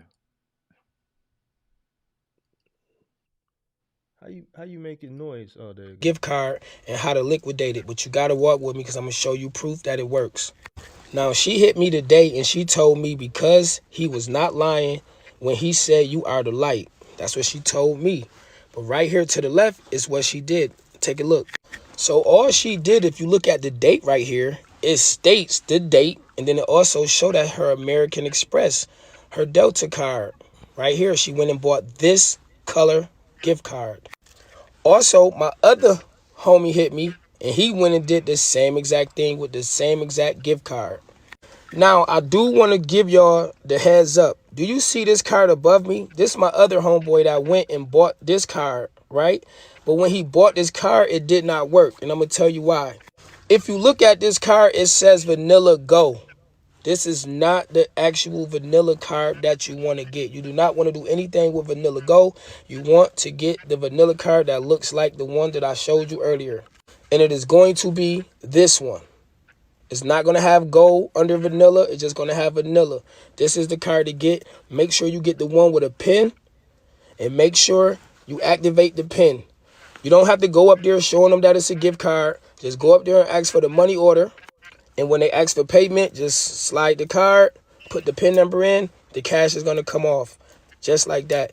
Tap in with me for more tips and proof of receipts that everyone that contact me has been telling me it has been working. So tap in. And it's that way, the Cardi way to... Before you say anything else, I want you to understand. My friend sent me his page, and basically he sent me a post about business credit, and it was a different post. You was looking at that newer stuff. I pretty much was following him before he posted all that stuff about the card. When my friend sent me a post, it was something about business credit or LLCs, or also it was one of the posts he got to where you can get trade lines off a website. You can become a broker off some type of website. You can buy discounted trade lines, right? And pretty much the trade lines are aged, like they're pretty much real trade lines that you can buy at a discounted price, like a $20,000, $15,000 trade line for like $400, $500, $700. And then he was just saying how if you get 2 of these, make sure you get one that's 6, 7 years old. It must be this one. Is it Oh, the yeah. trade line? The trade line sauce? The trade line sauce? Let's see if it's the trade line. After you get kicked off, get 2 more credit. Download it to your phone, send your number, they gon' text it. Get a Chime credit builder, put 100 on the card. Use the card 2 times so it can report. Buy sure you buy the cheapest one. Pay that shit on time so you could be the biggest one. Put that shit on autopilot. Treat that car like an Italian and forget about it. And the last one, go and get rent reporters. They report 2 years, now your rent reporting. Go check your email for that vendor site. You gotta cop them AUs to get that age right. Don't get scared, this Bro, cool as hell, bro. Hey man, Bro, this cool is as hell. this okay, man. Well, you know, If you look at the description, she's giving out real sauce beneficial for your business. Also credit as well. That's why I fuck with bro. I was following him before that CPN sauce, before that other stuff. I was following him strictly for LOC this. List your business on here. You know what I'm saying? Get your website here. Like, they make a website. You can buy discounted trade lines here. Like, you can, you know what I'm saying? You can buy debt and forgive it and resell it or take it on here. Like that little cool stuff like that. Also, American Consumer Council. He was like, if you pay $15 and become a member of American Consumer Council, you can literally get with any credit union. That's some other cool shit. I was following him for that purposes. I'm not into the CPN and the other shit. I'm not into that. I'm strictly a businessman. Okay. All right. Bro, cool as hell. Bro, cool as hell for sure. I'm gonna tap in with him. I seen in one of the posts he actually coached up dude on how to fix his credit, and he showed how dude was at like a 5 or something, and then after him giving whatever advice he gave you, because he wants you to tap in with him too, he showed in the screen record dude was at like a 725. So it's like bro's cool as hell as far as credit and business wise goes. Bro's very knowledgeable, super knowledgeable. I don't care about that CPN shit. I'm strictly on what's helping me, you know what I'm saying, get more business funding. What's gonna help my credit score. That's why I'm following him. Credit sauce. Credit sauce. Okay. All right, credit sauce. That's why I'm following, bro. So now you see where I'm coming from. I get you. Okay, cool. We on the. I hear you. We on the same page as far as me hearing you, but we ain't on the same page as far as me following this blueprint. I ain't finna. I mean, that's literally just. He from Atlanta. He must be from Atlanta too. I don't know. I literally just somebody literally sent me his page. Literally like the last 30 days. What part of Atlanta you from? Zone 6. I'm from Decatur. You from Decatur? Who from Decatur? Yeah. What rapper from Decatur? Lil Baby? Decatur is from, Lil Baby is from the west side. Young Thug is from the west side. Trouble is also from the west side. You look like you part 4PF or 4PL. That's what you look. I did all this after I closed the deal for 10,000. I knew I didn't need necessarily a job to make a lot of money. Okay. I get you. But yeah, Lotto, she's from the north side. Migos, they're from the north side. Baby, west side. Future, Kirkwood. So that's the east side, my side. Are you from the east side? Yeah. Okay. All right. Yeah, it's cool, but yeah. The box truck is the move. It's the only move right now. Yeah. It's the move, man. Just keep tapping in with me, man. I'm gonna make sure I'm gonna get you right. Now with the credit and all that. I'm gonna buy your books too. I ain't got no books.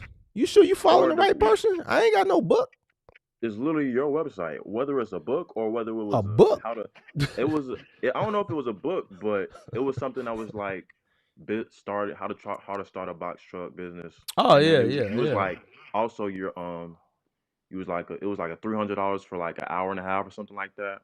I was gonna get that. I ain't got no hour and a half. I got 1 hour, but it ain't no $300. Yeah, it was like $280 or $250.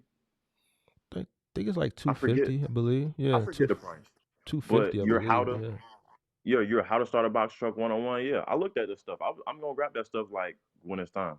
But I want to just come to your live and just talk to you and just tell you thank you, and I'll just tell you I appreciate what you're doing. I appreciate you, man. I appreciate you for taking the time out to come chop it up with me on this Friday night, man. I learned a lot, man. You helped give me a better understanding of a 25-year-old, the mind of a 25-year-old. And I was kind of right. What I was thinking, now I'm sure I was absolutely right. So I appreciate you for taking the time out to answer some of these questions for me and to.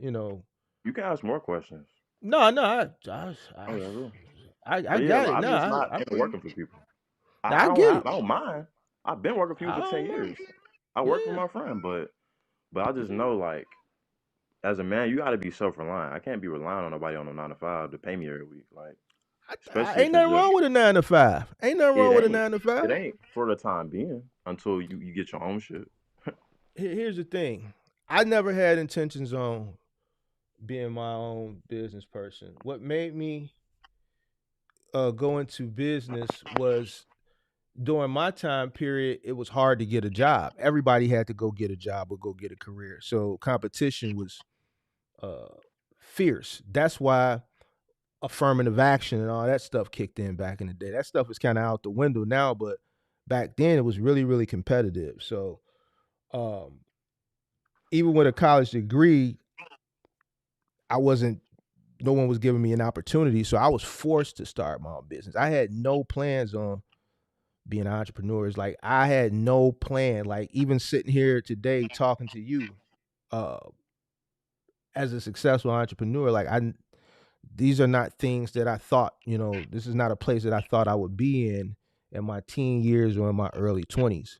You know what I'm saying? I just think y'all generation, y'all just don't want to work. Period. And y'all thinking that just being an entrepreneur means financial freedom and generational wealth, and It takes time, and you it gotta it, ta- invest your money the right way. it takes time and it's a lot of hard work. But even Yeah, with this shit, even with Buddy, what's his name? that's just credit. I just follow Bags a Million. I just follow him Bags of for men. credit tips. I follow him for credit tips because I understand like you I can hear what leverage you're credit saying. to make I hear money. what you're Go saying. ahead. Go ahead. But these are all hacks. And I'm just keeping it a buck with you. This is all hacks. I wouldn't say it's all hacks. I wouldn't say it's all hacks. He said the CPN Some of that Bible. is knowledge. Some of that is But knowledge. I but don't pay check this attention out to though. that stuff. I hear what you're Go saying. ahead. But if he got something up here that's saying the CPN Bible, how can you take him serious for everything else? You know So what the a thing is, CPN is, right? I mean, yeah, but that's the thing. I don't entertain that because before that, all I seen was, all right, here's a list of what you need before you go apply for business funding. List your business on this website. You know what I'm saying? This is your get your LLC here, get your EIN here, get your DUNS number here, make the website here, make sure you get your business, what you call it, what they call it, the virtual business office. Virtual address? That's exactly virtual business office address because they think it's more professional than Who having think is your more professional? the banks as far as funding, depending on what type of business it Who is. told you Apparently, that? Who told you that? a lot of content creators feel like when you apply for business funding, it's not a good idea to have your personal address on there. And I want to Why say, would okay? So go ahead, now let me get you. go I ahead, want you to think about it. If you were a bank right, and you were going to lend somebody money, right. would you lend somebody money that provides you a virtual address? Think about it before you answer the question now. Is a virtual address like an actual building though? Like actual business building? If I loan you money, I want to know where you live at. I want to know where your mama live at. Yeah. I don't want no virtual address because that's not I'll never find you there. Never. I want to find where I want to know where you lay your head at. Okay. The bank thinking just like the street cat that loans you the money. They want to know where you lay your head at. Yeah. They want to know where your mama lay her head at. Because if I can't catch you, I'm going to go serve your mama and she going to go give you the paperwork. Right. So if you were the bank, would you loan somebody money, 10 grand, 20 grand, 30 grand that provided you a virtual address? It would be shaky. I would second guess it for sure. You would second guess it. For sure. Would you loan it to him? What I'm saying is, I don't think all is you're referring specifically to virtual address. And no, I wouldn't. I wouldn't give them the money if it's the actual virtual address. All right, so But check this out. Go ahead. So you said these content creators is pumping this virtual address. I wouldn't say all of them is just virtual address. I know some of them are actual like business offices that, you know what I'm saying, answer the. I feel like it's like some of them are actual business offices where you can pretty much use that. And I think I've looked at some of them as far as websites, like as far as pricing and stuff like that. And pretty much I know some of them like they come with a phone number, like a business phone number, like a 1-800 number or something like that. And I think you can apply for a 1-800 number too for your business. Bro, they're But not. You're not gonna get a loan, bro. Nobody's gonna give you a loan attached to a virtual address, bro. so you good with the personal address? For a personal loan, No, for a business loan with your listen, LLC. family, they got your social security number. I mean, yeah. They gonna want your real address. They want to know where you lay your head at. You don't you know when that shit go through underwriting? You think they Yeah. looking at everything, fam? You think they I don't mean, know that's a my virtual LLC has my address? address on it. My LLC has my address on it. Okay, but we talking about loans right now. You said the content creators, the virtual addresses and stuff, and that's when I I mean, stopped you this because is shit that I've shit, heard. I haven't. It's not something that I shit moved on. ain't bro. No. Ain't nothing I moved on. Stop listening to these guys, bro. They gonna lead you down a path of destruction, bro. These people, these types of people. Now you can listen to who you want to. I ain't hating. I'm just keeping it 1,000 with you. These guys, like this shit ain't real, bro. This shit is make believe, dog. It's fluff. It's make believe, bro. Make believe fluff. A vanilla card that I could buy at the grocery store, and I take it and then I sell it for a money order, and then I take the money order, I put it in my bank account, and then I take the money back out my bank account and put it on my credit. So now every time I move this money, you know what? Every time I move this money, you know what's happening? See, this is what you didn't talk about, and this is what they didn't talk about. I just let you talk. Now, this is what they didn't talk about. Every time you move that money, it's costing you. See, I just let you talk for a long time. This is what I do. I don't know how many live streams. I always let people talk, and then I just gather. While you talk, I may let you talk 10 minutes. I may let you talk 30. It depends on how interested and entertained I am. So I'm just gathering information because I put it in my long-term memory. So now everything you said, I just stored it over here on the right side, my long-term memory, because now I'm finna go back and start dissecting this stuff. Every time you move that money, it's costing you. It costs to get a money order. Yeah.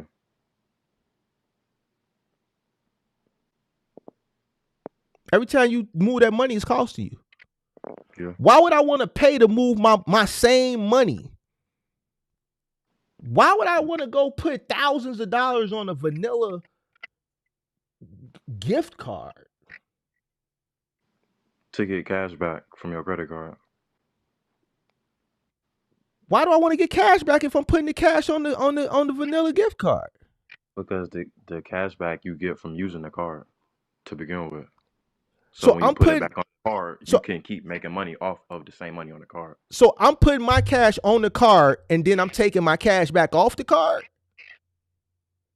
You literally liquidating it, putting it back on a credit card to stack up rewards cash back, which is money.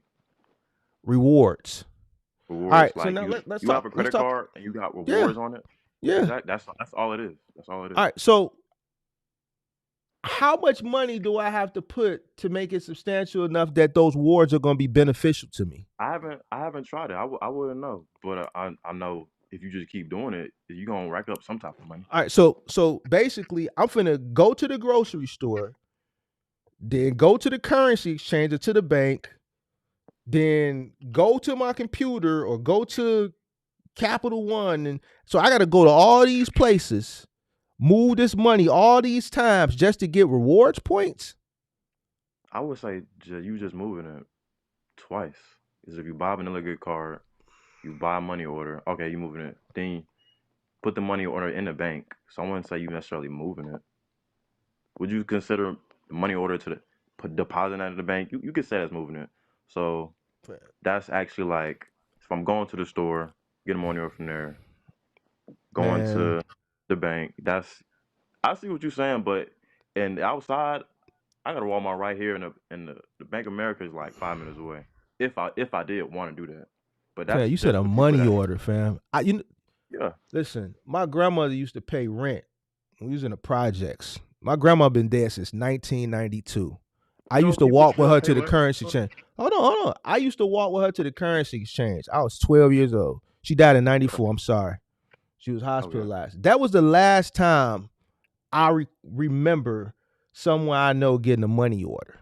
people still Like, use money orders to pay rent. Like some of these apartments, they don't allow you to pay rent in cash or nothing like that. They want just money orders. Like the complex I'm in, they only take money orders.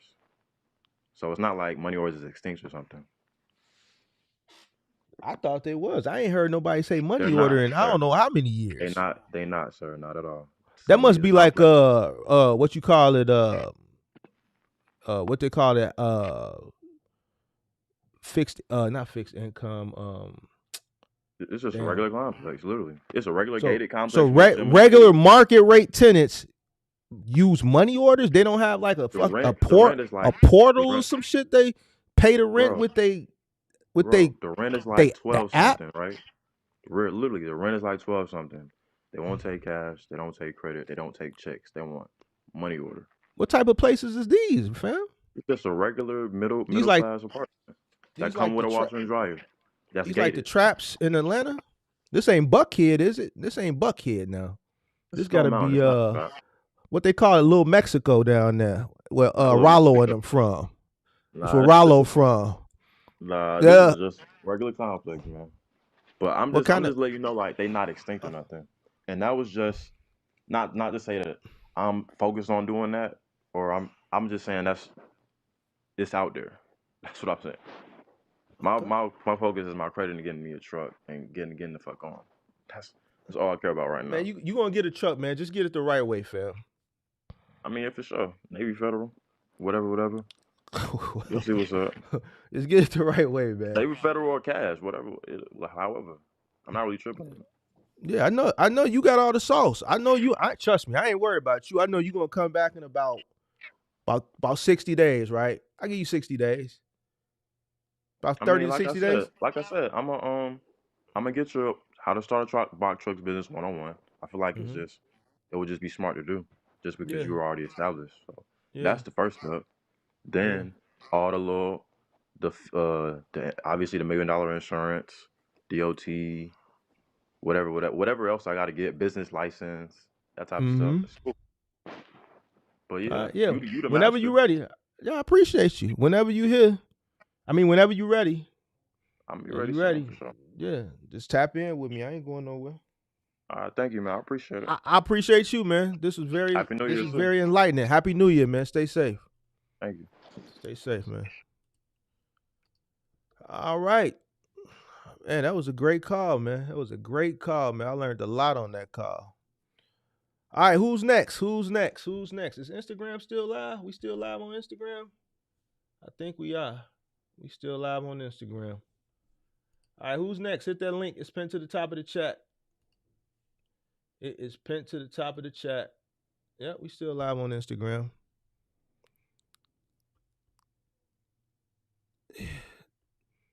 Yeah, we still live on Instagram. Who's next?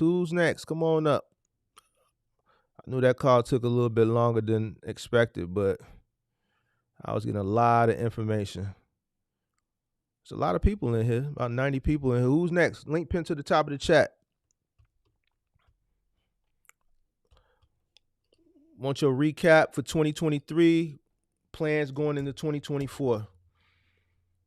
Recap for 2023, plans going in for 2024. Hit the link. Let's get it. And fam, if you still watching, put your you said you got a YouTube channel too. Put your YouTube channel in the comment section. I want to tap in with you and see what you talking about over there on your channel.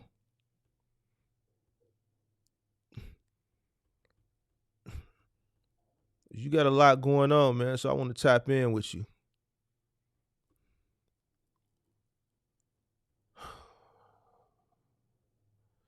But man, just to recap that, man, for all y'all 25-year-olds, because I think the youngsters was one of my talking points too. Like all y'all 20-something-year-old, 21 to 29, 21 to 33, like, man, listen. Like, y'all gotta wake up, man. Y'all gotta wake up, man. It can only be so many Mr. Beast. It can only be so many Punch Made Devs and all these guys that y'all look up to. Right? Like a box truck, and I'm not speaking to him, I'm just speaking in general because I think this was what was going on during the pandemic. Like this box truck shit and any business you get into, it's like these guys make this shit just look so simple, bro. Like these guys that y'all watch on Instagram, they make shit seem just so simple, bro. Where's this guy? What was his name? Punch Made. What was his name? Like these guys, they make this shit just seem so simple. They dress up, they put they chains on, and I don't know if this shit is real or if it's moissanite. I don't know, but they attract the young generation because the young generation sees the chains and they see the cars and they want to acquire this stuff, and then they make it seem like going out and getting a Navy Federal, running up your credit to an 842 credit score. Then you can go into the bank and you can get a bunch of business credit cards, and now you got the trade lines, and you could just go out and then you can just get the business lines of credit, and then you can go pull 50,000, and then like, man, listen, don't none of that shit work. Don't none of that shit work. It is a quick way to the feds, man. First of all, a CPN, anybody that's trying to sell you a CPN, you should stay away from.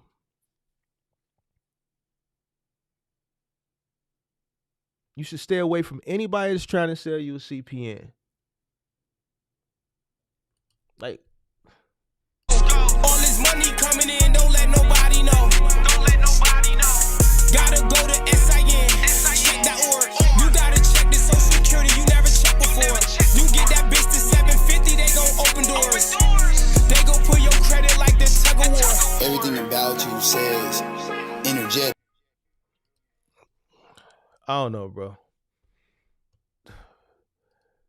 Bags of Men about to get us out the dirty South with this sauce. Listen, man. Y'all can listen to Bags of Million all y'all want to. I'm straight. Step 1, Social Security check.org to check your CPN and then skip trace it after. Consumer Reporting Bill, listyourself.net. Must use a real phone number. Apply for a Southwest Rapid Reward. Like shit, all this shit is, nah, man, I'm straight. I'm cool, bro. Y'all got it. Not being nice.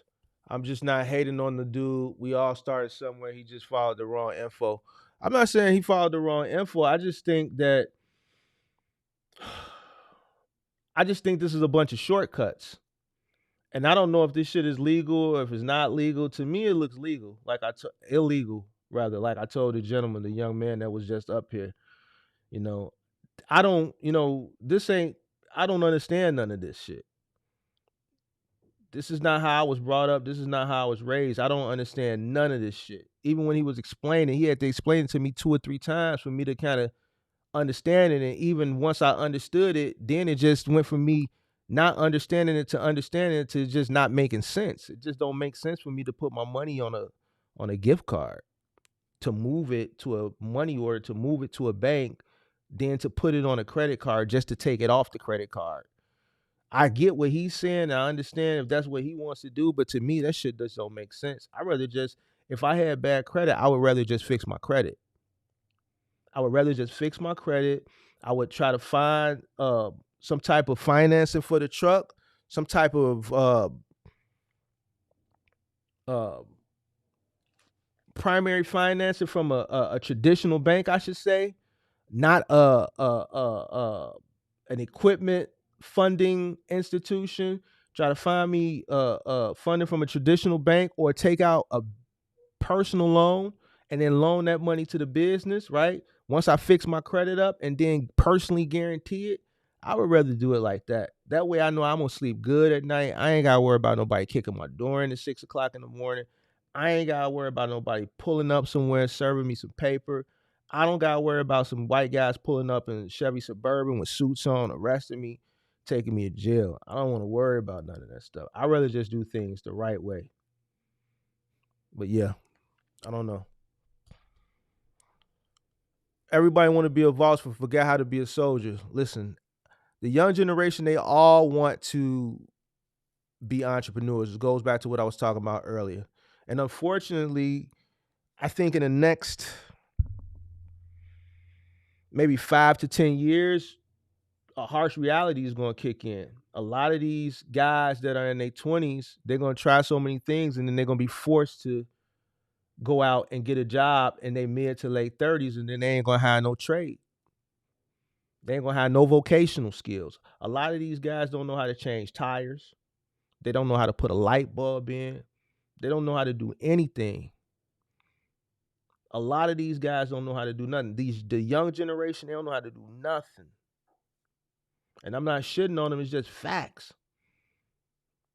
Because they want to take the shortcut for everything. And then that goes back to what the gentleman who called in prior to him was talking about. And this is why so many people fail too. A lot of the young guys that fail because they didn't want to do the work. Now, this gentleman said he was willing to go out and stay out over the road. But let's see when he gets out there how long he's willing to stay out. Like, this shit don't even make no sense. Anybody gonna call up? Yo, Mark, in the chat, have a happy year. I'm off to bed. Peace, peace, peace. Mark, with all due respect, this dude gonna be the next King Lotta. Hey, shout out to him. I'm waiting for him to call back when he get his credit fixed. Anybody else want to call up and talk and tell me about their 2023 and their plans for 2024? This is the last show, man. We recapping, man. I want to recap with y'all. I want y'all to tell me how your 2023 went and what you plan for your 2024. I really ain't got too many talking points. This is for y'all. This is for y'all.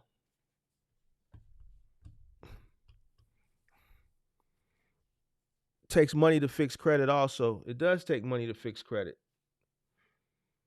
It does take money to fix credit. I don't think the young man has a hard time getting money.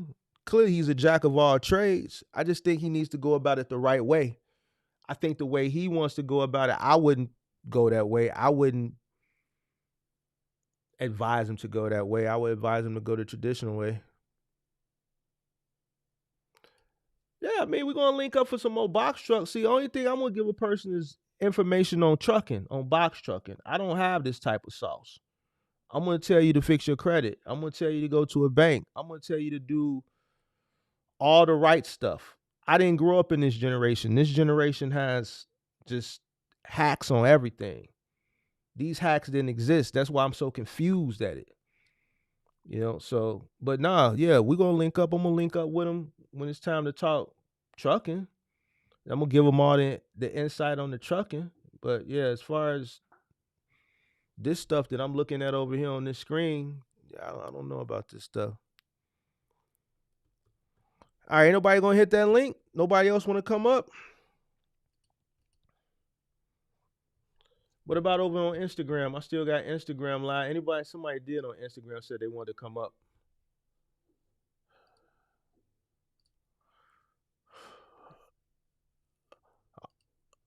Yo, Mark, what's happening? what up? What up? Ain't no thing, my boy. You want to talk some So good I stuff? just wanted to. I actually recently started tapping in with you about, let's say, about a good month. I just started tapping in with mainly all your live streams. First, I was watching the 10-minute, 5-minute videos. As a couple people say, I've noticed a lot of your gems are in your lives. Yeah, they are. They are. So noticed that was in your lives, and then from there, I just started tapping and continue to watch and acquire as much knowledge and wisdom as possible.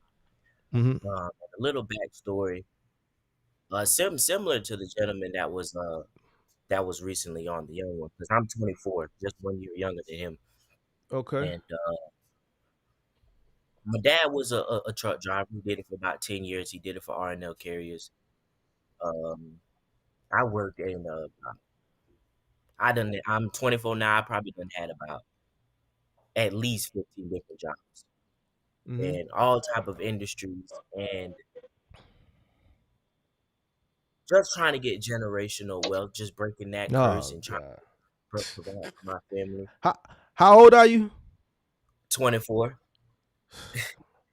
Man, listen, man. How long you been watching this live? I've been on the line since from the beginning. Man, you're not gonna create generational wealth in a box truck, man. I know I'm not, but I'm Why also are sitting y'all here. 20? Listen, why are y'all 24, 25-year-olds like? What's the fixation with this And I get that's fine and dandy, but what is it? To be honest with you, Mark, I'm gonna keep it a buck with you because when you asked him the question, I do appreciate his answer, but the fixation is, to be honest with you, is social media. Like, as from the moment he said about the Visa gift cards and the CPS, I already knew what type of time he was on because I've done seen it all already. And the fixation is with social media. Social media pushes the the the the entrepreneurship, the self-employment, getting a business and things of that nature. And I'm not saying it as I just like I'm following a trend. I'm more so saying it for the fact like I just have high expectations for myself and I want the best for my parents, nieces and nephews, and it's just the bloodline that I come from. So, and with having so many jobs being in multiple different industries, I ended up following in my dad's footsteps and doing a little bit of transportation. Currently at FedEx. Prior to FedEx, I was at the post office for 2 years, and then prior to that, I was at UPS for a little bit. Just trying to figure out because I have a lot of aspirations myself, wanting to play football, just finding different niches and things that I'm passionate about, but noticing I'm gonna need time and a schedule to do that. Currently a college student at FAMU. So just noticing, just trying to figure out life. How am I going to do the things that I want to do that make me happy, but also make some decent type of money? So figuring all that out, I stumbled on the trucking industry. Just looking for a way. Honestly, I thought you, like everybody, think you can do trucking passive, but the picture, the way it's painted, you think you can do it passively, and especially starting it off passively, but you really can't. So met a beautiful person about a year ago, and me and her decided that we was going to start up a business, and we was just looking at all of our options, and we thought about the trucking industry. So from there, we made a lot of pivots. We At first we thought about hot shot, figured out hot shot wasn't the way to go. At first we really started about doing cargo van, but then we noticed cargo van you can't make as much money as far as what we were looking for. So we went from cargo van to box truck. And then when we did box truck, we noticed we didn't really understand the terminology as far as GVWR, curb weight, and things of that nature. So then we just left it alone. We went to hot shot. When we figured about hot shot, we made a lot of Stop, pivots to try stop, to stop, figure stop, out what stop, stop, stop, stop, stop, stop, stop, stop, stop, stop, stop, stop. I already see your problem. talk to me. You went from one thing to another. This thing you didn't think it made enough money, so you went to the box truck, and you didn't understand gross vehicle weight rating, so you went Correct. to hot shot. So let me ask you this: why you just didn't go look it up? See, we did look it up. We just didn't understand it. But when we got to hot shot, we noticed that we couldn't run from GVWR and GCW. So eventually, we learned those definitions and exactly what they were. I feel You like got this to you got. generation Go ahead. is I feel like this generation is trying to reap the success that people sell Say without that part really again, brother. doing the research. You know what I'm saying? Like I won't say that I'm an older guy. I'm 27 myself, but I guarantee I'm far from a lot of different these guys. You know what I'm saying? Mm-hmm. I've been doing the research for this box truck business for the past 2 years. I done asked you a couple questions. I actually was running a box truck business last year this time for a few months. I got out Mm-hmm. for a couple different reasons. I'm about to get back up into it. Mm-hmm. But I feel like people not really doing their research. I've been, like I just said, I've been researching this for the past 2 years, and I've been watching you for the past month now. And I'm like, all right, this little research that I can find without listening to these other people that's on Instagram that been only doing this for a few years. You know what I'm saying? That, all right, Mark, you done said it. A lot of the stuff that I done research, you know what I'm saying, in these past couple lives that I only been watching. Mm-hmm. They gotta do your due diligence, like you said. You gotta actually go in here and do your homework on whatever you want to do, and you can't spread yourself thin. That's what a lot of people a lot of people this generation don't understand. They see something that's going good for the next person, and they try to do it, and that now it's not going good for them, or it's not as easy as they think. You know what I'm saying? Exactly. Mm-hmm. It's not as simple. You really got to do your research. You really got to put the Right. time in and the work in for whatever you want to succeed at. And nothing is overnight success. You know what I'm saying? Yeah. Well, you That's been, 27. You 27, yeah. but it seemed like your mindset is different just from, Oh, it's just it's a few minutes talking it's very from different. because I like just even having these conversations, it's just like I don't even know what to say. It's like my brain starts like it's hurting right now because like you said, GVWR. I don't care. Even going over to Hot Shot, that's still something that you need to know. Right. You can't be running overweight. Right. And see, I didn't understand none of it, but like I said, in pretty much all the lanes of the trucking industry that you can start your industry in, we researched it and we noticed that within all of those pivots, everything we was trying to run from, we couldn't run from it. We had no choice but to learn it. Understanding the weight, understanding IRP, under just so much the BOC3, just everything, we couldn't But run from it. but that's the point I was making when I did my first talking point. Why are y'all trying to run from stuff? You trying to run from everything that's hard, trying to run to shit that's easy. Ain't shit easy. If you want to make money and you want to build generational wealth, right? Because Yes, that's sir. what you said, right? How you gonna build generational wealth running from shit? And see, that's why I came to you. That's where when I started coming to your lives, that's when I realized all that running we was doing, Mark showed us that's why it was meant to meet you. Because that's when we met you, everything that everybody was trying to claim to know and claim to teach, we learned it in one live. And then that's when we just slowed it down. And that's why when we kept making pivots and we kept learning more and more information, we learned to slow it down and to just appreciate it, because it's just like you can't. And if it was easy, everybody would be doing it. Listen, Anything you know when it fast gets don't last. easy, Anything slow you be for you sure. you know when it gets easy. It never really gets too easy, but the load gets lightened. The more information, the more knowledge, and the more tenure you Season you get. obtain. Mm-hmm. It's just like this. You said you don't watch a bunch of people, then you watch me one live.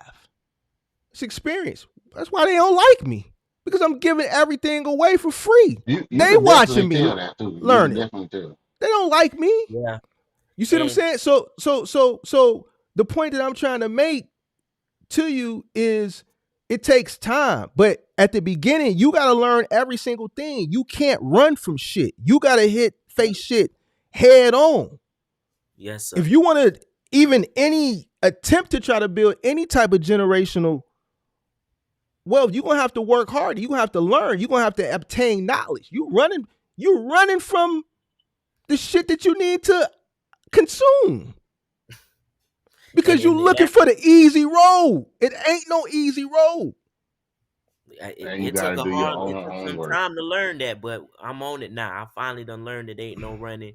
And every day, like if I don't catch you on your live, then I'm on. Yeah, I'm watching a different live, and just yeah, one step at a time. Ain't no rushing. yeah. The information be in the lives. Because I know Majority of people see 2, 3, 4 hours and they don't watch it. That's on them. And I was one of them people. And then one day I just said, let me watch it. And I picked the longest one. I picked the 4-hour one. And I was like, oh, hell yeah. Matter of fact, I ain't even gonna cap. It was my business partner who did it. Because I was the one that was running from it. And she actually was the one. She said, let me just look at the lives. And when she started tapping in with the lives, she was noticing that's where the gems were. I followed right behind her and I was like, oh, hell yeah. If anything, them 10 minutes, them 2 minutes, they still pressure, they still got knowledge and wisdom in it, but them gems, they in the lives for sure. Yeah. Yeah, man. You But gotta yeah, face your face. You got whatever. Listen, if you what you finna do the box truck thing? You finna do the box truck oh yeah, thing? most definitely. I'm So. pretty sure. I ain't gonna say I'm pretty sure you remember me, but I emailed you about the freight mates and telling you we were starting up and Oh, just that was curious. you and your wife. Y'all had the little cartoon, little picture, or whatever. The little. Correct. Yeah, Yeah, I as you can emailed y'all see, back. Y'all never responded. yeah, because right now like I said, when we step to you and we come to you, we want to come correct. So right now we just been watching stream after stream, trying to get everything, trying to gain as much information as possible, get all our gooses in order. Because right now I'm working, she's working, we both in school, and we just stacking cheese, building credit, putting everything to the side for when March come. Because I was just telling her we both agreed, like how you said, January and February, we need to start getting ready to talk to them. March, April, they volume gonna start picking back up. So that response was definitely gonna be coming. We just, like I said, we just gonna have the money right and everything together when we came back to you. Okay. All right. Well, whenever y'all ready, man, I'll be here. Just man, stop running from shit, dog. Yes, sir. Tackle We gonna do whatever. Listen, if you want to see any type of success, man, you need to educate yourself. You need to consume information. You don't need to be running from it. Yes, sir. Because it's competitive, especially if you're trying to go OTR or something. Even if you're trying to do local work, it's competitive. It's going to be the person who's smarter who's going to take the food off your plate. Mm-hmm. Oh yeah, very competitive.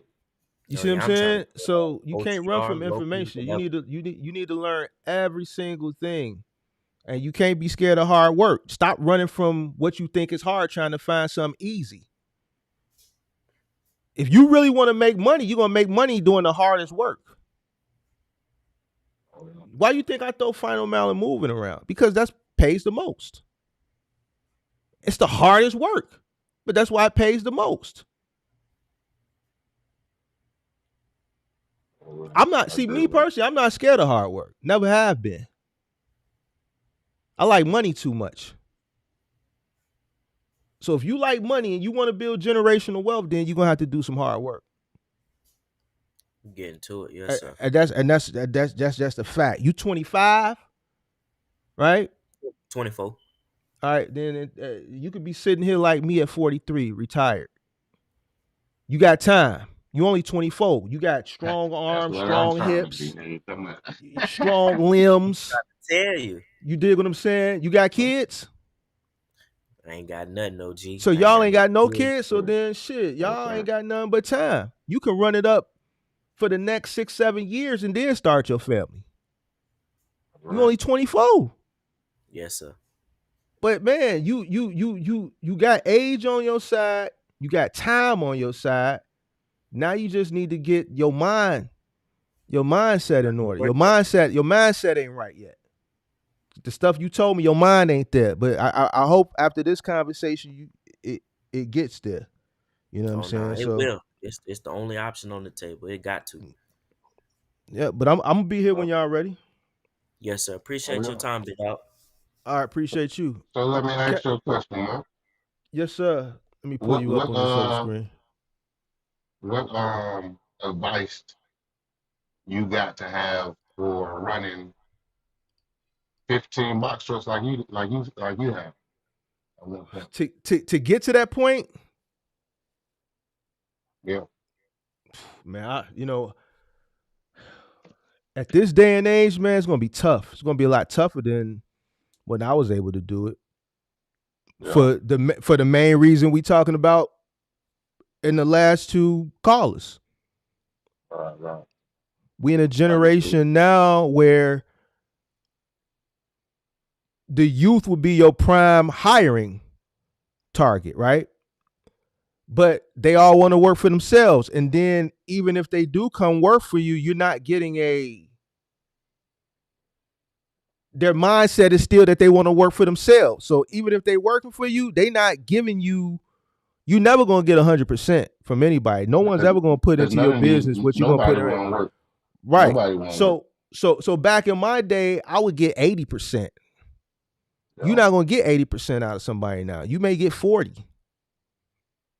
And then you have a lot more competition because back then a person had to come to work. They didn't have no choice.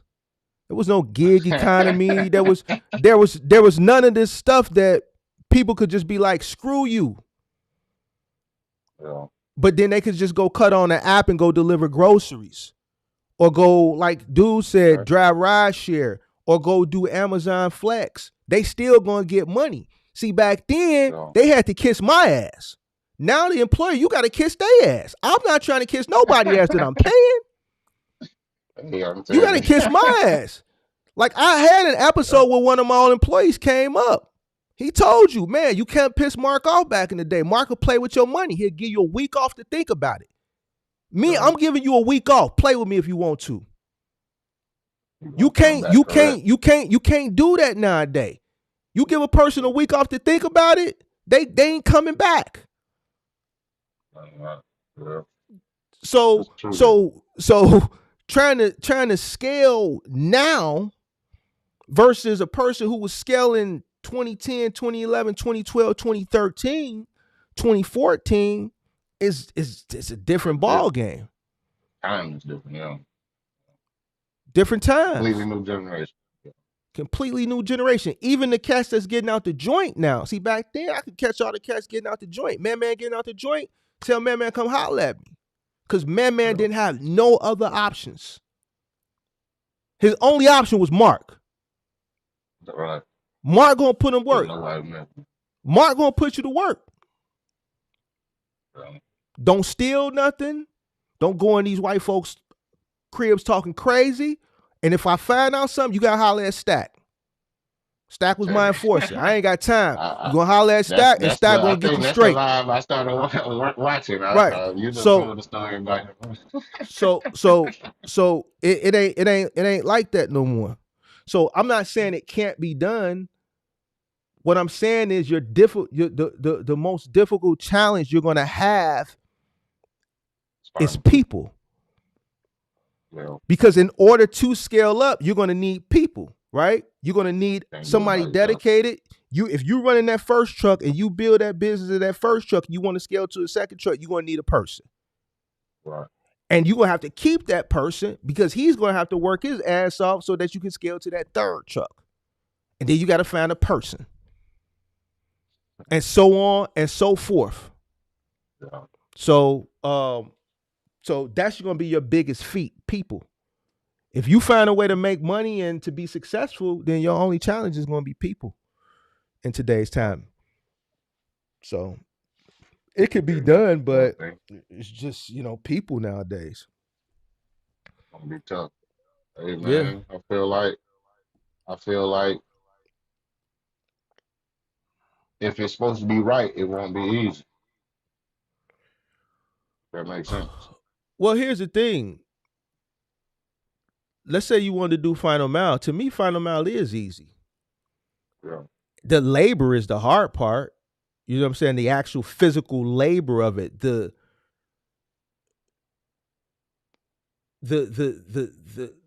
scope of it is, to me, is simple. It's, going to a warehouse, picking stuff up, making sure it's not damaged, loading it on your truck. Last stop in first stop in last. Make sure you wrap everything. Make sure everything is strapped in.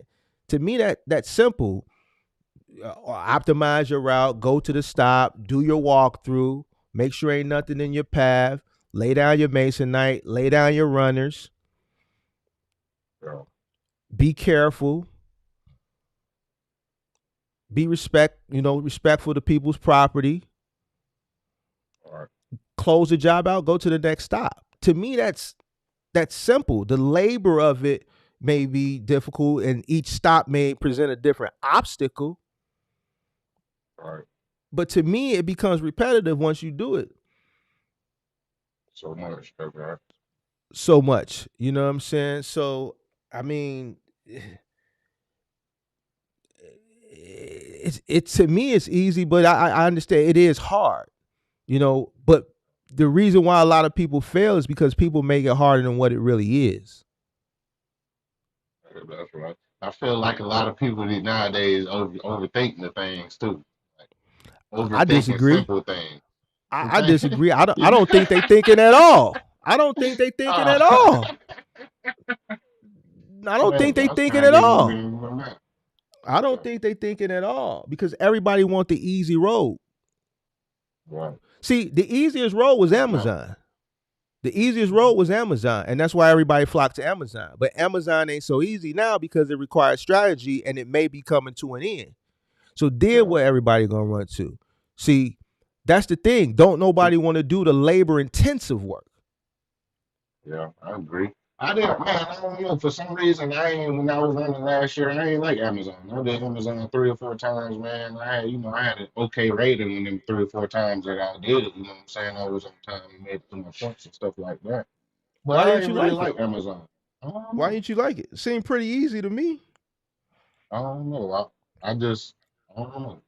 I don't know why I didn't like it. That's a good question. I'm always trying to think about it. You know, at the end of the day, it just worked, and it is simple. You know what I'm saying? Especially if they already got your stuff right there. All you gotta do is scan them in. You know what I'm saying? But I like the over the road, the OTR lifestyle better. Um, Mm-hmm. so that's what I did. And Mm-hmm. back yet last year, this time I was pretty decent with a new MC and all of that. Mm-hmm. Hey, so now I'm trying to see how I want to approach it now. You know, yeah, I know I could do the OTR and talking to brokers and getting my loads. I know it might be a little different because it's all times always change, but I started learning more about the final mile in lane when I started watching you and doing my own homework on it. And there's Mm-hmm. different lanes in the final mile. So Mm-hmm. I'm just trying to weigh I don't want to say weigh my options, but trying to see how I want to enter when I go get my box straight. How I want to enter the business. Do I want to go back on to OTR, which I know for sure I'm be able to do because I still got some contacts, brokers that still hit me up to this day. But or do I want to try to the final mile route and try to get contracts since I do want to scale and I do got a driver right now waiting on me. You know what I'm saying? I won't say waiting on me, but ready for whenever I need them. You know what I'm saying? So So this is the way I look at it. This is the way I look at business. If I was coming into the space, I always have to put my mind into the mind frame of someone who's just now coming into the space. If I was right, coming into the space right now and I was advising myself, or let's say my brother was coming into the space and he said, "Mark, I want you to advise me." The first, and he wanted to scale like you do. The first thing I would tell him would be, you got to pick a lane that's scalable. All of yeah, them are scalable, but what lane realistically is going to give you the least amount of trouble? We know people is going to right, be the hardest feat. right. And they All don't right. want to do a So lot of so work. so so now when you look at all these lanes, let's look at these lanes. Mm, You got Amazon Relay. You got let's look at box truck. You got Amazon Relay. You got OTR. You got final mile big and bulky, which is going to require more than one person. You got final right, mile curbside, right? You can start a moving company, which is going to require multiple people. You can start a cargo van business, right? right, And let's just stop there. So if I was to think, okay, my brother already successful, I want to duplicate what he did, you know what I'm saying? So right, boom, I'm gonna tell my brother, all right, so we already know it ain't like how it was when I was coming up. So boom, first thing, we gotta look at the sentiment of the generation that's coming up now, and just the sentiment of people in general. You got a lot of soft people out here now. right? I You got agree with that. lost off people. You got a lot of people that's influenced by social media. You got to keep Definitely that in agree with that mind too. when hiring people, right? So you got soft people, easily influenced people. You got this red pill, blue pill shit going on. You got women talking about the man got to take care of everything, but she's cheating at the crib, this, that, and the third. Right. So OTR ain't going to work. I Yeah. just don't feel like I'm going to be able to confidently keep people out on the road in my truck. Yeah. I feel like, man, I'm going to be taking a lot of flights. My miles is going to be running up because I'm going to have to fly to Oklahoma. I may have to fly to New Mexico. I may have to fly to Texas. And I'm flying these places because my truck has been abandoned there. Yeah. So now I got to go pick up my equipment because Man done hopped on the Amtrak, or Man done hopped on the Greyhound. Yeah. Right, because Pooh Bear done sent him a picture of his baby mama in the club twerking, and his heart is hurting. Yeah. So he crying all the way on the train from Dallas to Chicago. Yeah. So I don't trust that I can find people to stay out over the road because I would need them to stay out. Right. I don't need somebody that's trying to come back home every weekend. So I would X that out. Right. Amazon. I don't think it's enough profit margin there to pay someone a fair wage that's going to keep them. Because in order to scale a business, you have to keep people. You're never going to grow if you keep losing people, right? Yeah. And in order to grow, you got to pay people fair. The cost of living is high. So I don't think it's enough margin there to pay somebody. And this is my honest, humble opinion based on information that's been put out there. Even the people that say they running 2-3 trucks, I hear what they paying they people. They people talking bad about they bosses. Yeah. But see, that's another thing, because a lot of these people that want to be bosses, they worrying about eating the money, you know what I'm saying? And that's not how it's supposed to go. Right. You're supposed to take care of your employees. You got to take care of your employees. You still got to run a business and maintain and sustain a business. But I understand what scaling entails because I've done it. In order to keep growing, you have to keep people. If you continue to lose people, you're never going to grow. I have people that have been with me since the early days to my last day, October of last year. Because as time went on, I was able to keep giving them more and more money. The guys that was around last year, they was up to $50, $60 on some jobs an hour. Yeah. You see what I'm saying? So you got to be able to keep people. I just don't think the margin is there because you're going to have to continue to give them more and more money. And then you're dealing with a fluctuating payment system off a load board. Right. So it's not guaranteed. The money isn't guaranteed day to day. All right. So you would X that out. So now that takes us to moving, final mile, big and bulky, final mile, curbside, and cargo van. Moving is going to require a lot of people, a lot of labor intensive work. Unless you're in a market where you can get Jose and Hector and them to come work consistently, then you can X that out. All right? Because the brothers just ain't trying to do it no more. You can get Man and Pookie and them will come do it out the joint back in my day when I was coming up. But they going and doing Uber Eats and shit. You know what I'm saying? I already told the story. Every time I order Uber Eats, I see Keisha, light-skinned Keisha on the picture. Keisha is picking up your order. All right, Keisha, let me throw on my Gucci hoodie. When I go downstairs and get I'm thinking Keisha finna give my food. I see a goddamn Kia Sorrento pull up with dark tinted windows with the seats laid back, and Man get out. Keisha ain't nowhere in sight. Man giving me my food. Keisha just signed up, and Man going in the store getting the food. He doing the delivery. Keisha ain't doing the delivery. Man ain't doing move for Mark no more. He don't want to lift nothing. You see what I'm saying? So you can cross that out. So now that leaves cargo van, final mile big and bulky, and final mile curbside. Final mile big and bulky is similar to moving. It's not as hard. It's not as hard, but it requires some killers. Moving and final mile, you gotta have killers. If they ain't killers, then it ain't gonna work. You can't have man. You gotta have a man that got some killer in him. Not a dog. Dog ain't gonna work. Dog ain't gonna work. You gotta be a killer.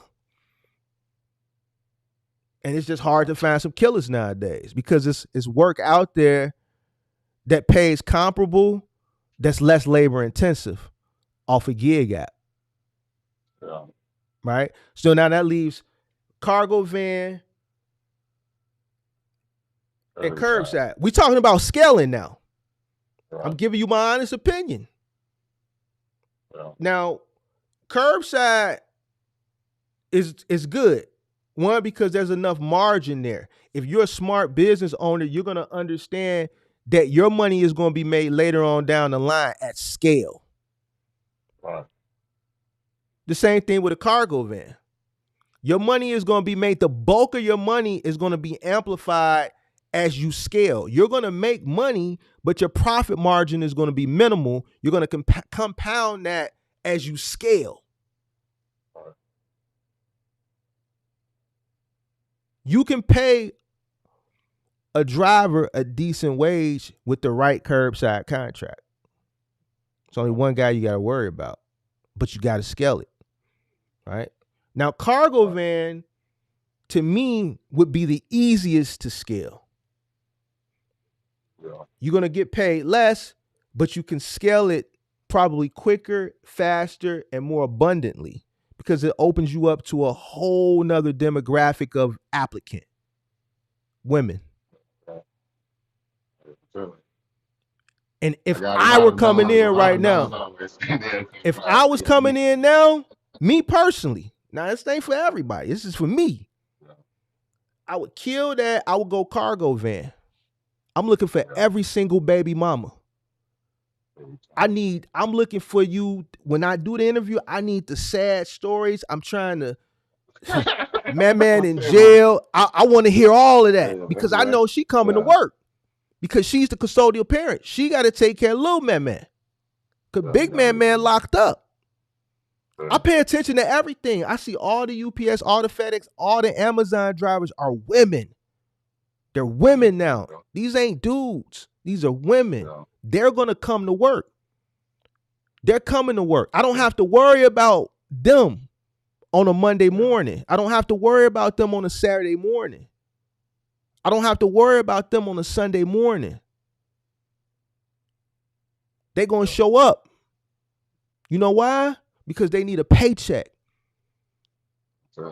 See, man, he might not show up. Because you paid him Friday, he went and got a tray 5.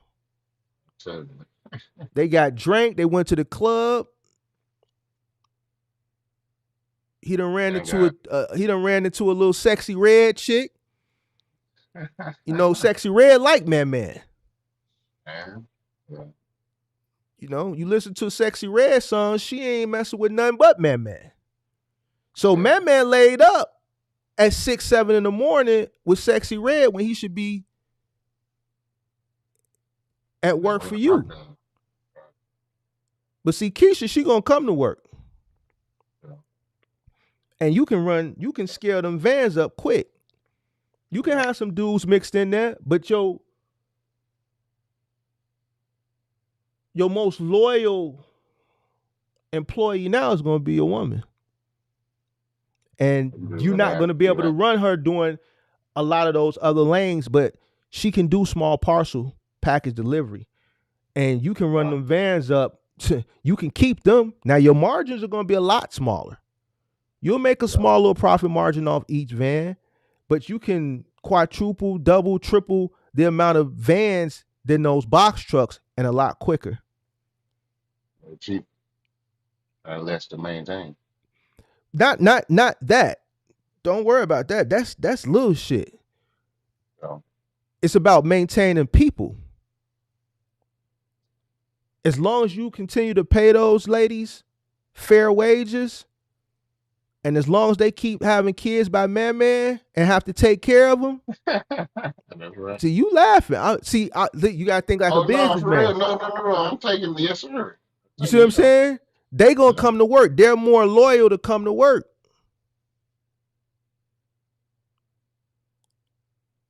Pay attention to your Amazon delivery drivers. Just when you driving past an Amazon van, the next 10 Amazon vans, look at the ratio of women to men. Yeah, I already done noticed that. UPS driver, I see a UPS or FedEx driver, more women struggling trying to get these heavy boxes on and off these vans every day. I just be feeling so bad for them. I don't know what the guy's doing. Yeah. Garbage women. I see more garbage. I don't see garbage men. I see garbage women. I drove past a police academy training a few weeks ago. It had to be about 50, 60 people out there at the training running around the facility. Majority of them were women.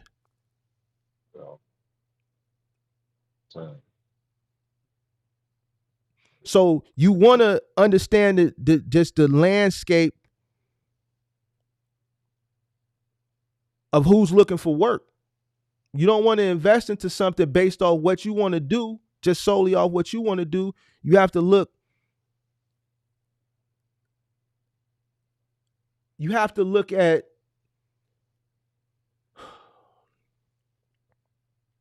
what's going to be best for the business, right? And what is actually scalable in today's times. Certain things that you wouldn't think about that you would have to pay attention to, right? Like social media, you got to pay attention to that stuff now. So that's me. That's me. You know, you can always do what you want to do, but I use the process of elimination because I don't want to make things difficult. I want to be successful at whatever I want to do. And I just think if I was coming in with scaling in mind, then I think that would be the easiest way to scale. And see, I was thinking about stuff like that too, but you just opened a new wave of thinking, you know what I'm saying? Of explaining it like how you did, you know what I'm saying? That's why I asked how would you enter it, you know what I'm saying? Because, you know, that's the goal eventually, to have a successful, you know, trucking business, transportation business, or whatever, you know what I'm saying? And yeah, cargo van was an option. It still is an option. I haven't made the first purchase yet, but I know the first purchase is going to be a box truck. That's what I want to do. You know what I'm saying? And you know, so I can have my truck. But it makes sense how you explain that with the Sprinter vans and stuff like that.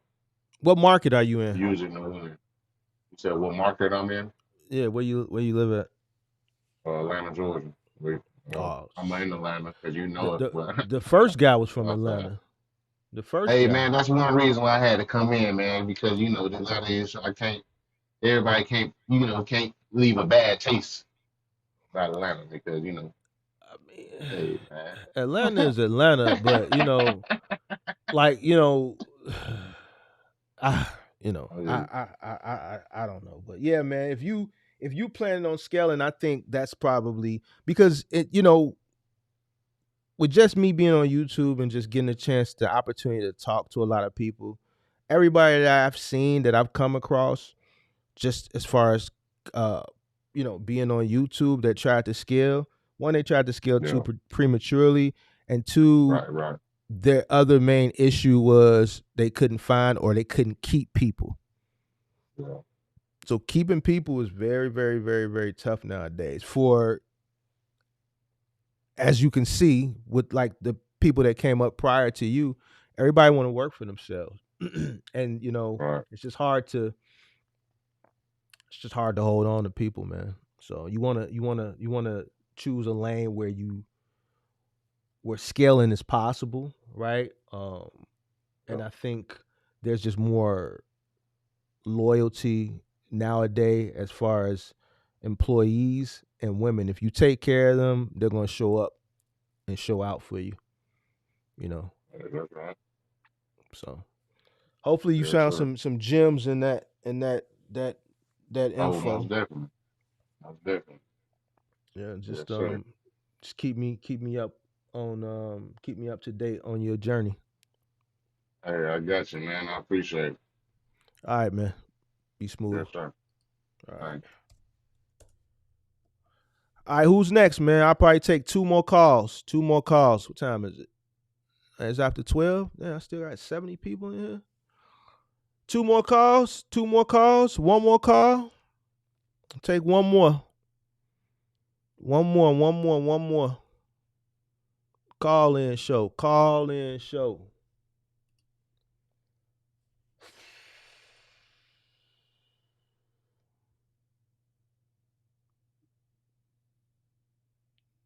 Academic live. Let me see. On operate on people paying for. Wow. Call in show. Who calling in? Who calling in?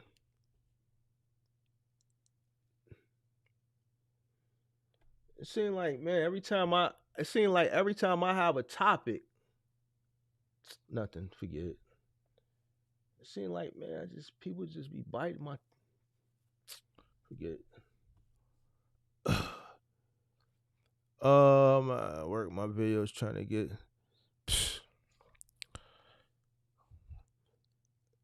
Any cargo van connections in the Raleigh Durham area? Subchuck said he on his way home from the night shift. Come on, one more caller. I need a woman caller. Who is that? Mika. Mika, go ahead and call in. I think you a watcher. I think I seen you pop up in the channel before. Let's see if we can get a young lady to call in. I mean, anybody can call in, but let's see if we can get a lady to call in. See, the ladies be watching my channel and don't be saying nothing in the chat, and then they just DM me and shit. Go ahead and hit the link. Natasha can't be the only person to come up and represent for the females, man. Come on, let's see who we got. I see one female that put a comment in here so far, which was Mika. Let's see. Yep. Yep, M-Wit, you can. There go the link. Let's take one more caller before we retire for 2023. Let's see if we can get a lady up here. I'll take whoever, but let's see if we can get a lady up here.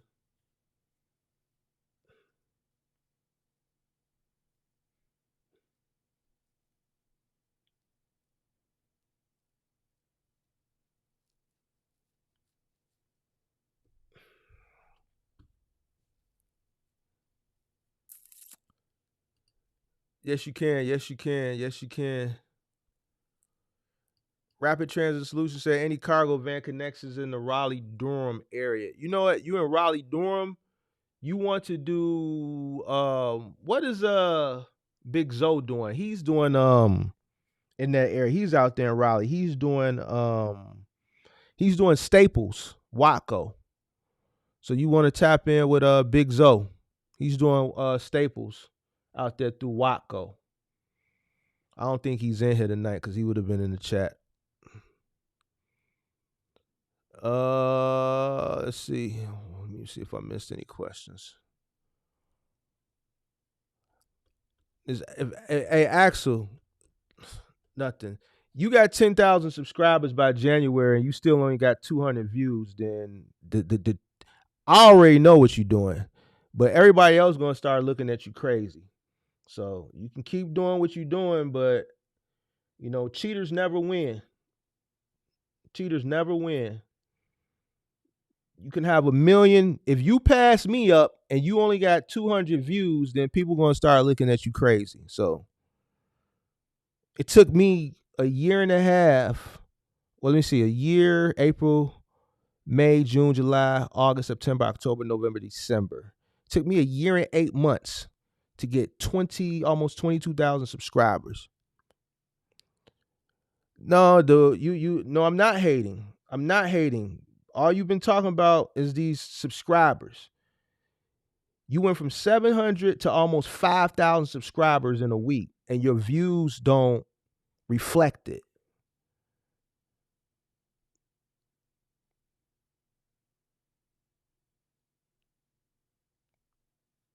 So put the same work in that everybody else put in.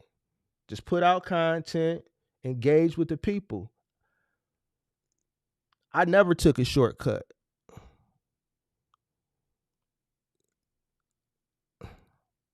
Your views don't reflect it.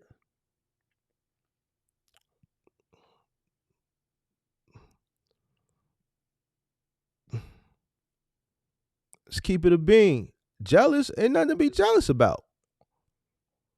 It's nothing to be jealous about.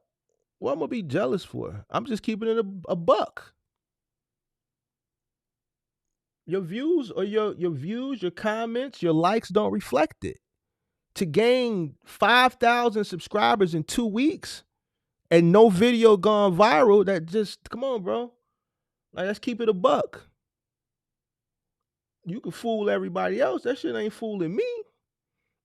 It ain't fooling me. It's not about love. It's about work. The same work you preach to people to put in cargo van, you got to put that same work in on YouTube. You telling people to put in the work, but you taking shortcuts. It don't work like that. I started with I started with no subscribers. And I built it to what I have now by putting in work, putting out content, engaging with the people, doing live streams, engaging with the people, answering people's questions.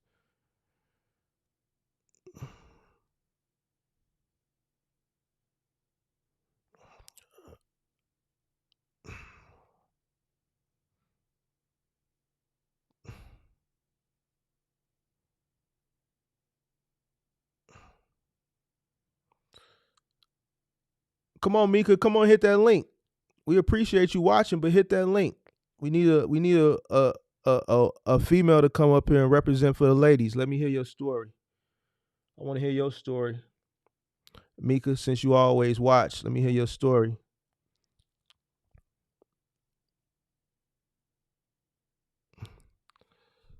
Happy holidays, happy holidays, happy holidays, KC.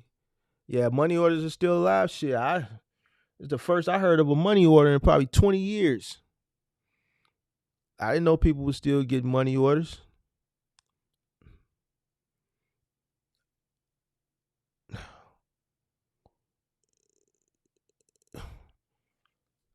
So who we waiting on? We waiting on Mika. Mika, you gonna hit the link or nah? You gonna hit the link or nah?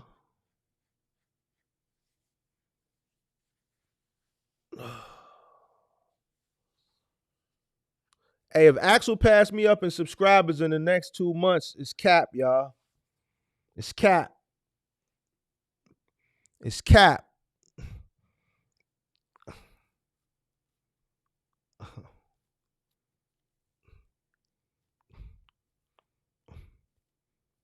See if Mika gonna hit that link. I just want to know.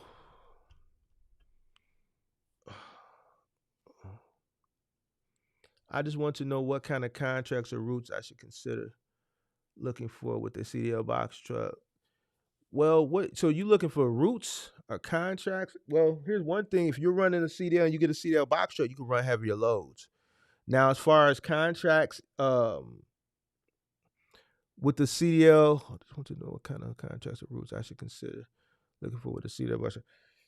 With the CDL box truck, if you're going to run contracts, you're going to run similar contracts to non-CDL box truck. Just because you have a CDL box truck, it's going to favor you more on the OTR side than it would on the local contractual side. Hey Axel, YouTube's algorithm known those ain't real subscribers, bro. You gonna end up getting your channel. You gonna end up getting your channel demonetized, but you'll see.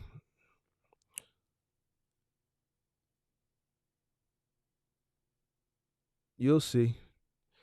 I tried to warn you, but I see you a hard. It's like my mama always say, a hard head make a soft ass. I guess you're gonna learn the hard way, but it is what it is. Not none of my business. All right, let's look at Axel's channel since he want to talk shit. And I got that text message you sent me today too. So let's look. Let's have a look at Axel's channel while we waiting on somebody to click the link. Axel went from 700 to 5,600 subscribers. He put out his last video. Well, I don't count this.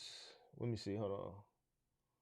So he put out a video unmasking the cargo van, a week ago. Has 600 views.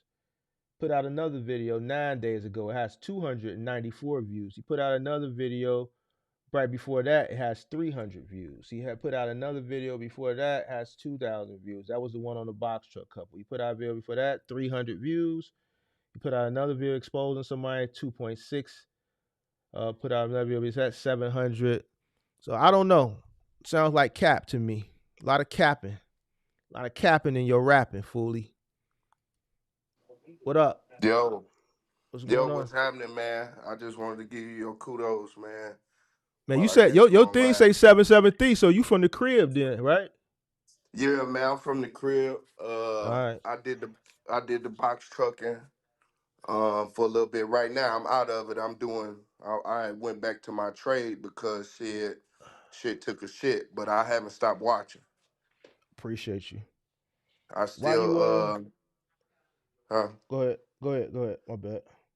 Now, really, I was just cause so right now I'm at the point where it's okay. So I lost my truck due to a mechanical thing. I couldn't pay for the bill, so I had to let the truck go. Right now I'm at a place where I could start back over and basically buy a truck. But I caught another one of your lives. You were saying that don't go in there talking to those people because they're gonna know that you don't know and they're gonna get you for an equipment loan. I was wondering if you could go back through that because I've been looking at box trucks. I was willing to go put 20K down on something that was like 45 and then work the rest off or Mm-hmm. finance the rest. Mm-hmm. Do you think that's logical? What going the equipment loan route, you said? The equipment leasing route? Well, trying to avoid that part. I didn't want to get hit with a 20% because I remember you saying somebody got hit with a 20% APR Yeah, and they you was don't want to go that overpaying. route at all. You don't want to go that route at all, man. Okay. So should So just go pay cash? I mean, if you can, I Even would. What are you even looking to if do? I'm putting OTR? yeah, OTR. Is that what you want to do? That's what I want to do. I did Amazon. I dibbled and dabbled it. It was not. It didn't make sense for me. OTR made the most sense. When I was running, I did 83,000 in 6 months. So and I dispatched myself. I What didn't. year was this? This was right after COVID. So I caught the back end of COVID. I had started in Chicago, moved to Dallas because it was a little bit more freer. Um, and then You now still I'm in still Dallas? down here, still in Dallas. Yeah, now Is I'm you the just one who working. DM'd me earlier? I didn't DM you earlier, but I had hopped on a live with you and Kurt? what's his Kurt before, and I was explaining my situation. Yeah, I because was somebody yeah else my moved from Chicago that moved to Dallas that was DMing saying they from Chicago and moved to Dallas. So I thought it was you. But okay. you know So you still down in Dallas then, right? Still in Dallas. Really just trying to see where I want to, how I want to park my money and grab a truck if I want to do it cash or if I want to finance. Well, how much you trying to spend on the truck? About 30K at the Man, most. I mean, if you got 30K liquid that you can drop and you still gonna have money, as far as working capital, then I wouldn't go the equipment loan. And then even then, if you went to them and said, "Man, I got 20," they ain't gonna Right. finance you 10. They ain't gonna Really. finance you because it's not gonna be worth it for them. They They not want to make money. they right. They trying to make money. They looking for the I don't even want to call them suckers. They looking for the people who just don't know no better. So for Right. you to go in there for a $30,000 truck to come with 20,000 and say, "Man, I don't even want to finance 10," it's not gonna be worth it to them. Okay. They're not even gonna Okay. accept that deal. You see what I'm So I'm gonna saying? have to look on look on the market and basically pay cash then. If you got the cash to spend, then yeah, or you can try to if you can come up with some type of funding from maybe a traditional bank, that'll fund you, maybe a business line of credit. Since you've already been up and operational, you still Right. got your No, article of incorporation still, or I you let let that everything you go. I let it dissolved it? go. You let it dissolve, Yeah. so you don't got the Yeah. business bank account no more either. Then Let all right, everything so go. you starting over with a brand new company, then new name, new everything. All right. Yeah. Well, yeah, man. So you may have to either go the personal loan route, then loan it to the business, or you can see if you can get a business line of credit. I doubt it. Right. So your next best option may be going cash. You can see what Penske or Ryder, depending on where you go, Right. what options they have for you. I mean, you can Mm-hmm. still shop. But don't go those equipment loan routes. And if they're not giving you an interest rate, if you don't see an interest rate, they're not giving you an interest rate. They dodging what the interest rate is. Places like that, Right. anything that's equipment leasing, equipment loan, equipment financing, stay away from those places. So Stay away so from when I those do places. when I do go into them places, if I see any funny business as far as like them trying not to tell me the interest rate, that's when my red flag should go up, and I say, okay, this is that bullshit you was talking Yeah, about. you'll know if it's a equipment leasing equipment loan place because it'll say it on the website. Usually they'll have it in their name.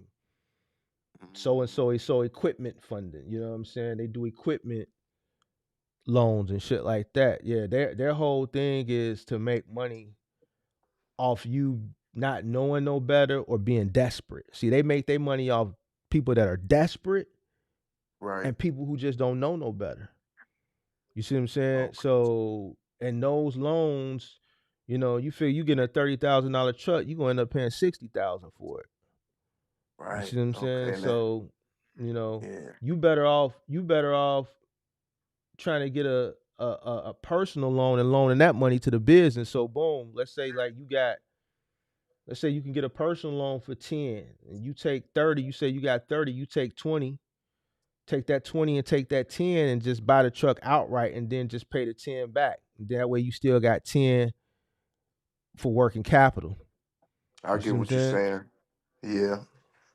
Yeah. And then I got Navy Federal, so that might work out in my favor if I could do something like that. I show them what I got and what I'm trying to do, and maybe I they could come heard up I heard Navy with. Federal don't loan out for trucking businesses. Well, That's that's what why I we heard. would go the personal loan route, right? Okay, yeah. And not tell them. Yeah. But Yeah, no, so man, I appreciate you taking my call. yeah, try that and then just uh keep me updated when you looking to get back in. So I've been trying to map out this next election because I wanted to either come in a couple months before or right after, and they saying that the election is in November. Election So November. yeah, so I'm trying to by the summer by May, I'm trying to have be in my truck on the road. Honestly, Oh, so you're not ready now then? I was gonna say March, April. I mean, I thought that was too early. Um, No, it's actually the right time because you want to get in. So the election is in November. Then right after the election, you got December. Then comes January again. It's gonna be right. slow. So Yeah. I say if you coming in, um, I've been telling people you coming in, you probably want to come in March. You want to get that full March. run, you know what I'm saying? That full run before Right. we get close to that election. I Yeah. think 2024 is just going to be a toss up anyway. It's a lot going on now if you just pay attention, with Yeah. the Yeah. presidency. You know what I'm saying? We got shit going on with the Red Sea.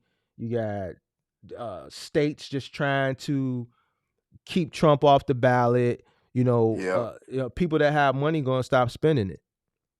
You know what I'm saying? Hmm. Because this is going to be the election of all elections. Like this is going to be a circus. So, I never whenever cared. there's fear and center, you said what?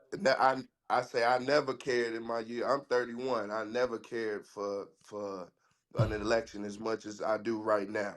Yeah. Uh, it never mattered to me. But now I understand. All those years of saying I don't care whoever's in there.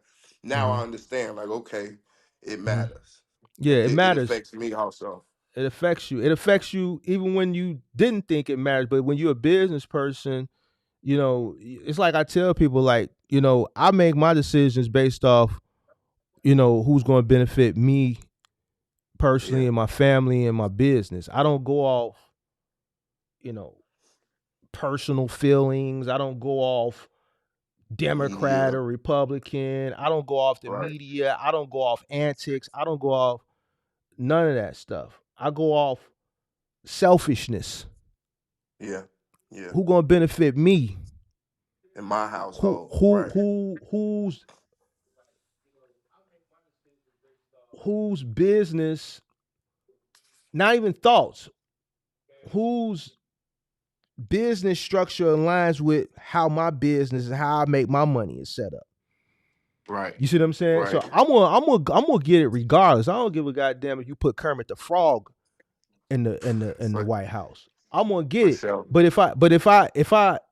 if there's gonna be a person in there who I know I'm gonna get it with, Hmm. plus I'm gonna get extras because they should kind of coincide with what I got going on. They got some of the Right. same business interests as me, and I know I can Yeah. piggyback off some shit that I know they gonna do so that they can align and set themselves up for when they not in office. Then that's who I gotta Hmm. ride with. You For see what I'm sure. saying? And that's just Yeah. me personally. But on the grand scheme of things, a lot of people are going to tuck their money away due to FUD, fear, uncertainty, and doubt. A lot of people Mm. don't want Biden back in there. Yeah. You know what I'm Yeah. That's saying? for sure. So, and if Biden gets close, if those polls start to turn, and let's say more states take Trump off the ballot, and they start doing some funny stuff to get him, to turn his numbers up, then you're gonna start seeing a lot of big money stop spending. Hmm. Yeah. And that's So gonna squeeze everybody else. yeah, yep. So this is gonna be a hell of a year. It's gonna be a hell Yeah. of a year, just in business general, and people who want to be successful and want to, From what I get from it, know it's how to. gonna be whatever I can make for it for myself. That's what it's gonna be. If I'm gonna lay down in bullshit, it's gonna be some bullshit. But if I can get out here and hustle, I feel like I can make something out of nothing.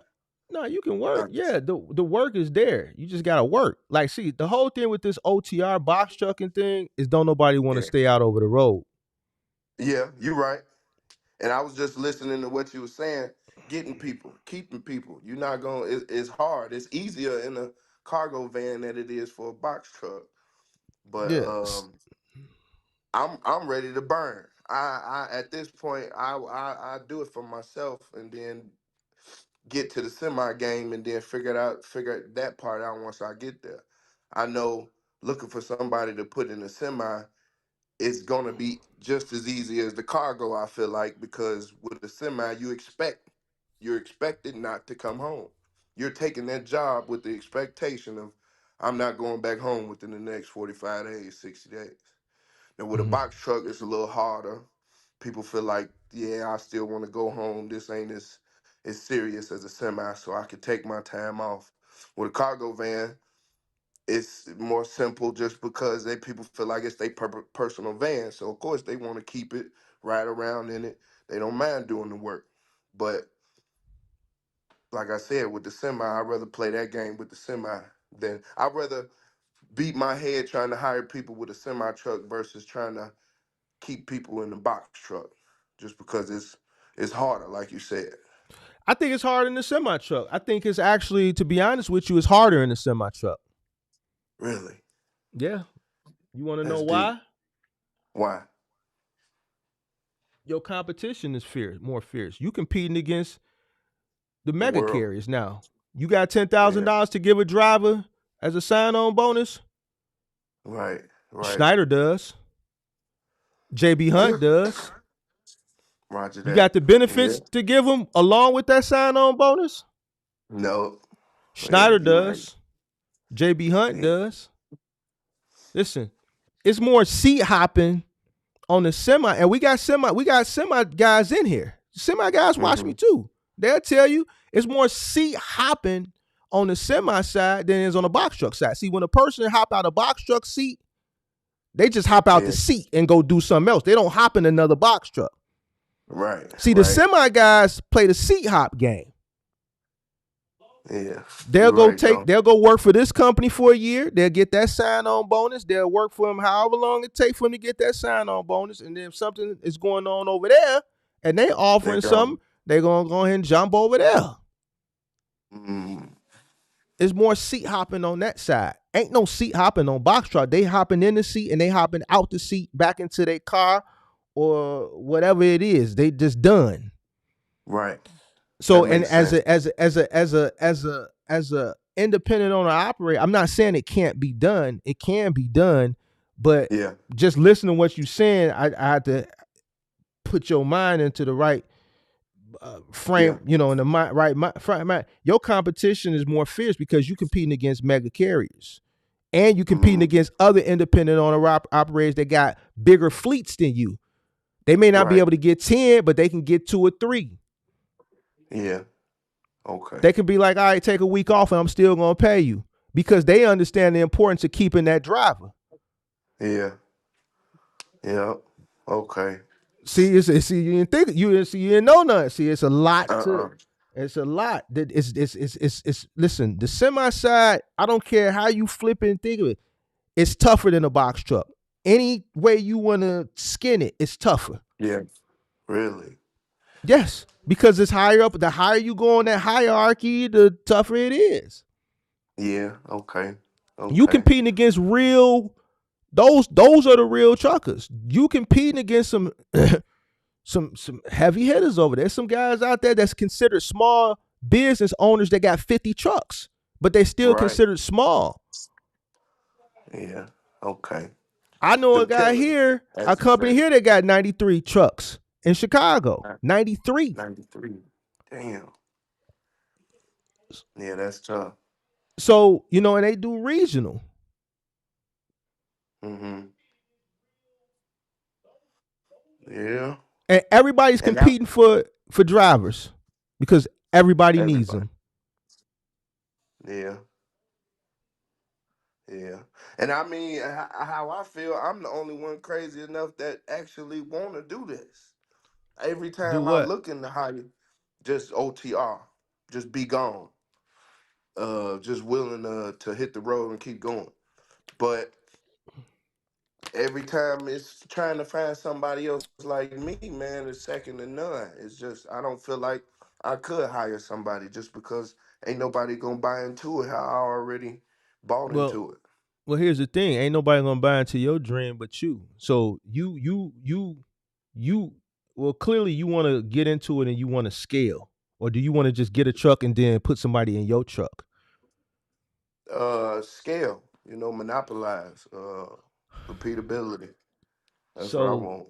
so the first thing you need to do is you need to get out there and you need to run and you need to understand everything that comes with it. You don't understand everything that comes with it just based off, the conversation. You need to Right. know what comes with it. You know what I'm saying?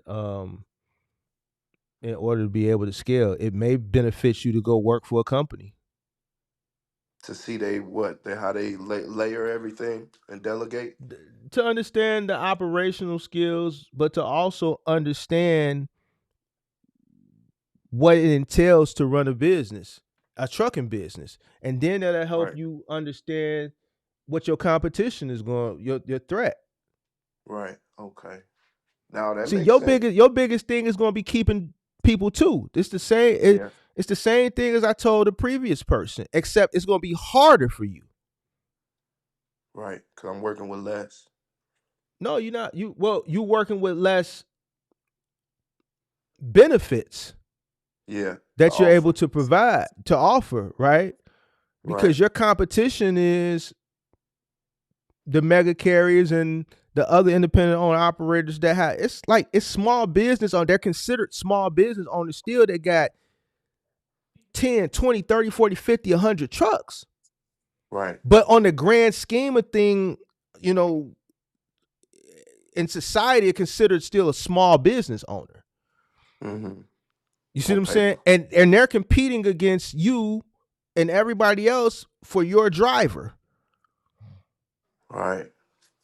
So, and I'm not saying this to scare you. I just, based off the conversation, I knew you didn't know this. So I just want you to understand this. So going in, so that if this is something that you do continue to want to do, you got to understand that you find a driver, you got to take care of them. I just was listening to a live stream of a trucker earlier, and he was interviewing another trucker, and he literally said this earlier, like, yeah, if a guy want to take a week or two off, I ain't really tripping. I let him take the 2 weeks off, and I pay him. Why? Deep. Why? Because, man, I need to keep him. He's a good driver. Right. I'm not gonna piss him off so he can go run over the prime. Right. Yeah. You right though. And I'm glad I got to hear another side of it for sure. Because I'm at the drawing board, once again, I'm putting it all together, getting ready to see, where the chips fall. Yeah, just get out there and do it, man. Just do it, man. Do it for yourself. Learn, man. Learn. You gotta learn everything. You need to just learn the business. When you in them truck stops, you need to talk to other drivers. You need to get the sentiment from the other drivers. You need to embrace it. You need to feel it. You need to smell it. Live it. Right. You need to live it. So that Right. way you'll understand how to build it. Yeah. From the ground up. No, Mark, I appreciate you, boss. Thank you, man. Appreciate you, man. I'ma keep up with you, man. Keep you updated. All right, bet. All right, boss. All right, later. Oh, man. Man, Axel's still in here tweaking, man. Fonzo said, don't jump in the semi game blind, bro. And if you are hire a driver, make sure he or she is solid and will work. But you make sure you take care of them. You got to take care of them. Yeah, that semi side is I don't know, like a lot of people, and I think I talked about this earlier because it was a young buck who came in here, was talking that semi stuff. Why do they think the semi thing is easier? It's harder. It's harder. It's not easier. It's harder. It's harder. Each level you go up, it gets harder. Like, ain't nothing easy. Everybody looking for the easy stuff. And then even when you go to the semi, like, you think it's easy? No, it's not easy. It's hard. Drive-in is hard. Reefer is hard. It's some level of each lane that's hard. Reefer, you may be waiting all day. You do flatbed, guess what? You gotta learn how to tarp. A lot of y'all young bucks don't even want to work... So you want to climb up on the back of a flatbed, learn how to tarp. A lot of y'all young bucks don't even want to work. So you want to climb up on the back of a flatbed, learn how to tarp. So you want to climb up on the back of a flatbed, learn how to tarp. A lot of y'all young bucks don't even want to work. So you want to climb up on the back of a flatbed, learn how to tarp. Got tarp your loads down. Yo, you don't want to do that type of work. You don't even want to do a box truck. What makes you think you want to get up on the back of a flatbed and tarp a load down? Man, I've had people work for me for years in the moving that still, to my last day, did not know how to use a ratchet strap. No matter how much I taught these people how to feed the ratchet, they still do it the wrong way. You go on a truck, go on one of my trucks, I see the ratchets not in use. They got the ratchets that's separated in the ratchets that the rope or whatever it's called, then got all tangled up inside the crank because they fed it wrong. So now I gotta hire someone, or I gotta sit there one by one and go through and untangle it because they didn't know how to do. Like, man, come on, man. Come on, man. Flatbed is a different beast. Different.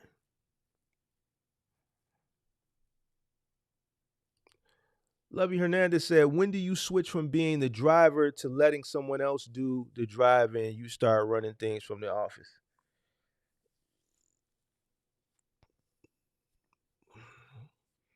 I came off the truck once I got to my third truck. That's when I came off. Once I got to my third truck, that's when I came off. It's different for everybody. It all depends on you. Me personally, I don't think one truck,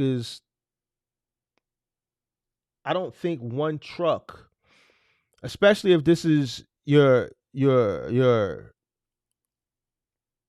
means of income, one truck is not going to be able to allow you to come off the truck, have a driver in there, and you be able to sustain a business, pay the driver, and pay yourself to take care of your household. It's just not enough. With me, it took 3 trucks. And when I came off, I was still living at home. I was still living at home with my mom. So I was able to take the money and reinvest all of it back into the business. So that all depends. Now, if you're working another job or you got a whole other career and you just looking at this for an additional stream of income, then that may be, a different conversation. But if this is your sole source of income, it all depends on how many trucks it's going to take for the business to sustain you to be able to pay yourself, to be able to take care of your living. So it depends.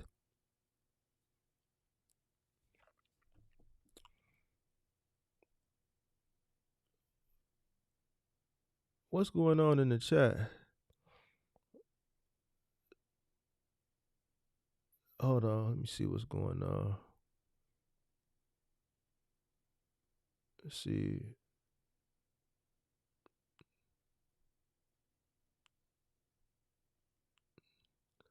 You already know. Let's see.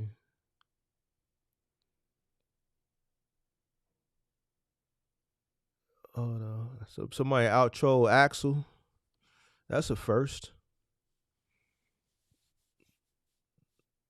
Let's see who's out trolling Axel before we get out of here.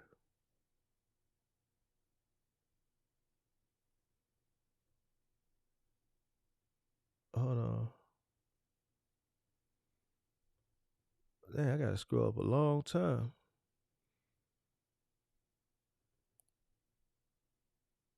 Hold on, let's see.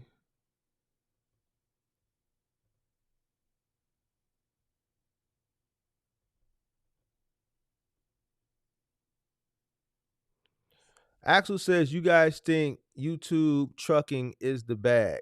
If you talking about as far as making money off of trucking, doing content, nah, shit ain't no money in this. I can answer that for you, Axel.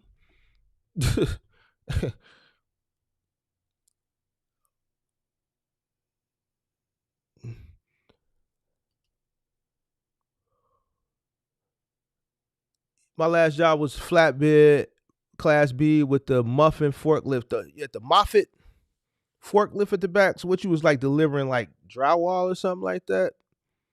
Who was you working for? Like Cardinal or something?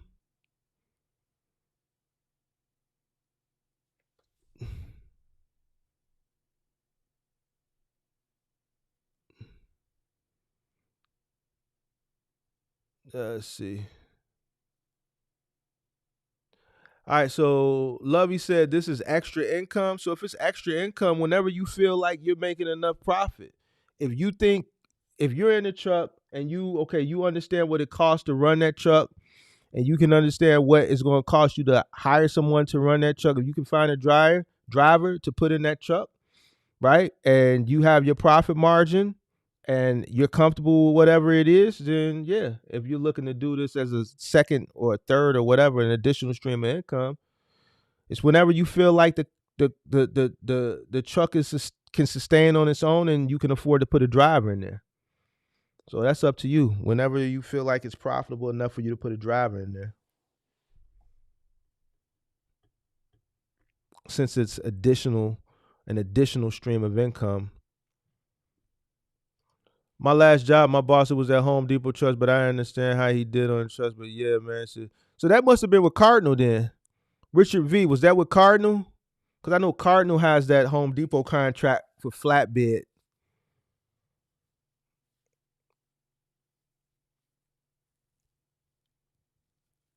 For final mile, how long does each stop usually take you? That depends on the scope of the stop. That depends on the scope of the stop, and it depends on the obstacles when you get to the stop. Every stop is going to be different. But on average, each stop could range from 20 to 30 minutes.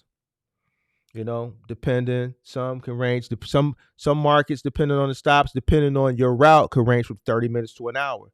So for instance, if I'm in the suburbs, let's say the suburbs of Chicago, my route would get cut down tremendously. Why? Because I'm dealing with houses, most likely ranch style homes that there's no stairs involved. There's a side patio door. It's one level. Boom. If it's a refrigerator, if it's a sofa, if it's a washer and dryer, you can go through the side door patio. You can go through the front door because most of these homes are ranches. Now, if you're in the city of Chicago, then that time gets doubled, right? Because now you're dealing with traffic. You're dealing with city side streets with no parking, so you got to double park, or you may have to come through the alley. You're dealing with gangways, you're dealing with apartment buildings, condo buildings, first, second, third, fourth floor walk-ups. You're dealing with stairs that are for high walk-up apartments that were built in the 1910s and the 1920s. A lot more obstacles. All right, so a city route, a stop, let's say for appliances, can take you from 30 minutes to an hour, sometimes more than an hour, depending on the obstacles. In the suburbs, 30 minutes, in and out, in and out. And that may be different depending on your market. So let's say on a grand scheme of things, let's say anywhere from 20 minutes to an hour, depending on your market, depending on the scope of the stop. So like here in this market, like a lot of contractors don't like doing the city. They rather do the suburbs for the reason I just spoke of. The obstacles are just in the city are crazy. You're dealing with more apartment buildings, more walk-ups, more gangways, more tight turns and tight spaces, which lead to more chances of claims. Whereas in the suburbs, you're dealing with more houses, ranch style homes, no stairs, just straight in. Wham, thank you, ma'am. More wide openings.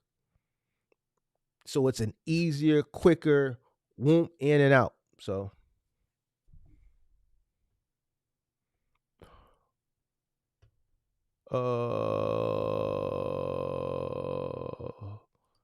that all depends. It depends on what you're doing. So local, fuel, gas. OTR, diesel. So it all depends. And the reason why I say fuel locally is because it's more convenient. All right. The one diesel truck that I did get back in the day, I always had issues with that truck because someone would always put regular gasoline in it. Because by me being local, my guys weren't used to diesel trucks because all my trucks majority were fuel. So when I did do a diesel truck, somebody would always put gasoline in it. They would always forget, because these guys weren't OTR guys. They were local guys.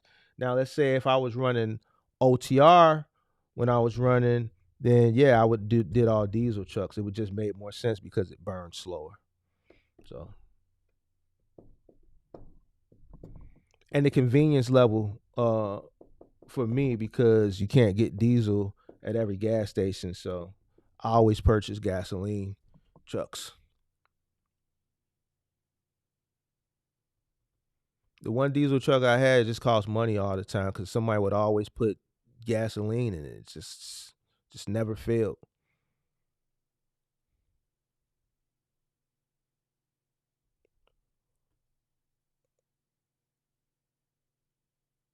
How much a 75 budget? How much a $75 budget get working with Thumbtack? Not much. Not much, buddy. I can show you my budget on Thumbtack from my previous years. My budget was always unlimited. I just let it go. That's gonna give you your best bet. Hold on.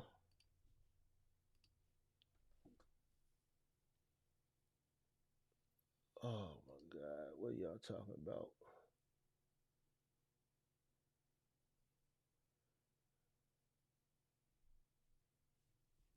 Hold on, y'all. Let me pull this up.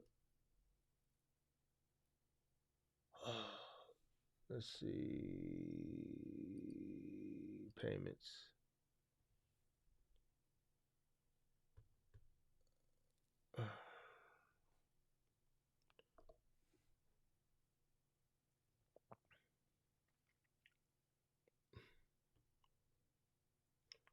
So $75 ain't gonna get you much. So if you look from, let's say, last year on May 29th, I paid little over $100 for leads. So on May 29th, they charged my card twice. I got 10 leads on May 29th. Cost me about $117. On May 25th, I got 4 leads. It cost me 60. May 24th, the day before, 52. 17th, I paid $108 for leads. So I've always had it set over the years to unlimited. So every day I would, depending on how many leads would come through, I would average around somewhere between $50 to $100. As you can see, May 4th, 54, May 3rd, 54, May 1st, 53, April 30th, 50, April 29th, 53, 28th, 55, 53, 54. So $75 ain't going to get you much. Maybe 4 leads, maybe, depending on what the leads are, maybe 3, depending on how you got it set up. Because obviously the bigger the job, the more money the lead is. So as you can see, I kept mine unlimited. I just let it go. But every day I'm booking at least 2 or 3 jobs. So, on this day, let's say April 8th, I got 5 leads April 8th, they charged me, I got 10 leads. So I paid 104 this day. Out of these 10 leads, I probably booked 2 or 3 of these jobs. So you figure an average job is rounding me about minimum $500. So, the thing is, you're gonna pay for the leads. You got to make sure you booking the jobs. I think I just answered your question. I think I just answered it, didn't I? 75 ain't gonna get you much. Maybe somewhere between 3 to 5 leads.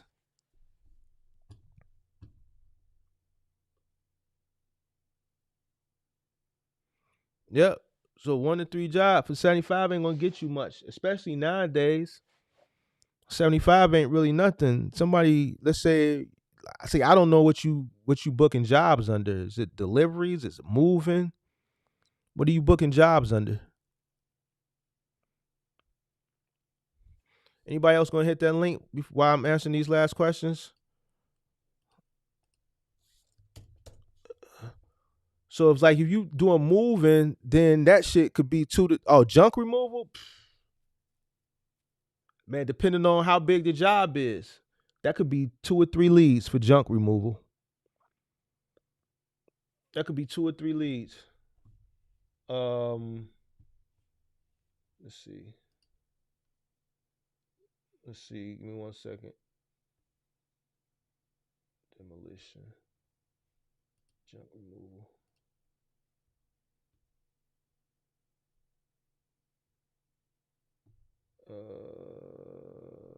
Hold on.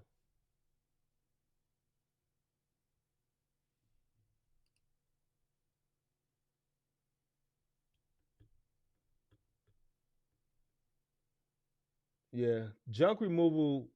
I know in my market, shit, that could be anywhere from 1 to 3 leads, depending on how big the job is. It could be a big job, and they may charge you $60 for the lead. I've seen $99 leads before. I've paid $100 for a lead before. It all depends on the job.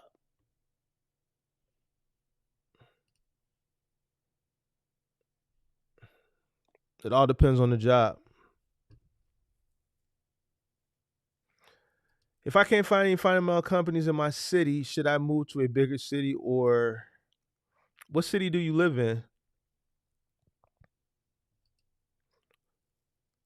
What city do you live in?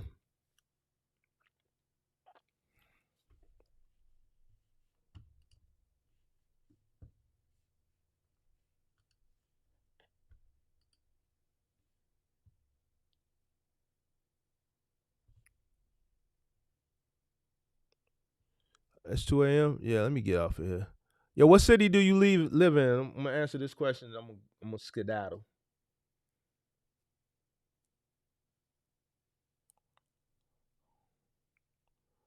Tri Cities, Washington. It's comprised of I don't think I don't know. So I don't think those are the big cities, right? Are they anywhere near Seattle? So if there's no final mile companies, which I'm assuming you've already researched, that's why you asking me the question. I think a moving company wouldn't be bad, but you also want to research that too. Is it an area where it's busy for moving? Are there a bunch of homes? Are these homes that people bought and they've been living in them with no plans on moving? Is it uh, uh what's the population in the city? Is this a city that a lot of people are moving in, a lot of people are moving out? Your best bet may be to go to Seattle, 316,000 population. See, here's the thing. You're close. I don't know how close or not you are to Seattle, but I know a lot of people are moving in and out of Seattle due to Amazon and other corporations that are up there. You know what I'm saying? So it may be better for you don't necessarily have to move. You can start your business in that area, but you might also want to cover the Seattle area as well. 3.5 hours away from Seattle, this town is growing like crazy. Well, if the town is growing, then try it. Just be an early adopter there. You may not make as much money as starting in Seattle, but if the town is growing, then you want to start your business early and just grow with the city. A lot of people are coming to that state though because of Amazon, the corporate. That's Amazon's HQ. They got a big campus out there, so that's what I would do, my friend. I would be an early adopter, and then I would just start the business now and just grow it with the city. That way, you can kind of be grandfathered into the growth of that city and that community. All right, so man, I appreciate everybody. It's late. I'm finna retire for the evening. I'm glad I got to wrap it up with you guys. Shout out to everybody that joined the live stream. Happy New Year's to everyone. Make sure you guys are safe on New Year's Eve. Don't do anything that I wouldn't do because I ain't gonna be doing nothing. It's to me, it's safe in the crib on New Year's Eve. This is the safest place, and this is where I'll be. Anywhere, anything that I'm gonna do on New Year's Eve, or anybody I'm gonna kick it with, or anything that's going on for me New Year's Eve is gonna be right here. All right, so you definitely will see me in the New Year's. Make sure you guys stay safe. Um, you know, say your prayers and all of that. Don't drink too much, cause that's only one night. And you guys are business owners, so it's gonna be back to work the next day or the day after next. So, but I'll see y'all in a few days, man. Happy New Year's, man. I'm out. Peace.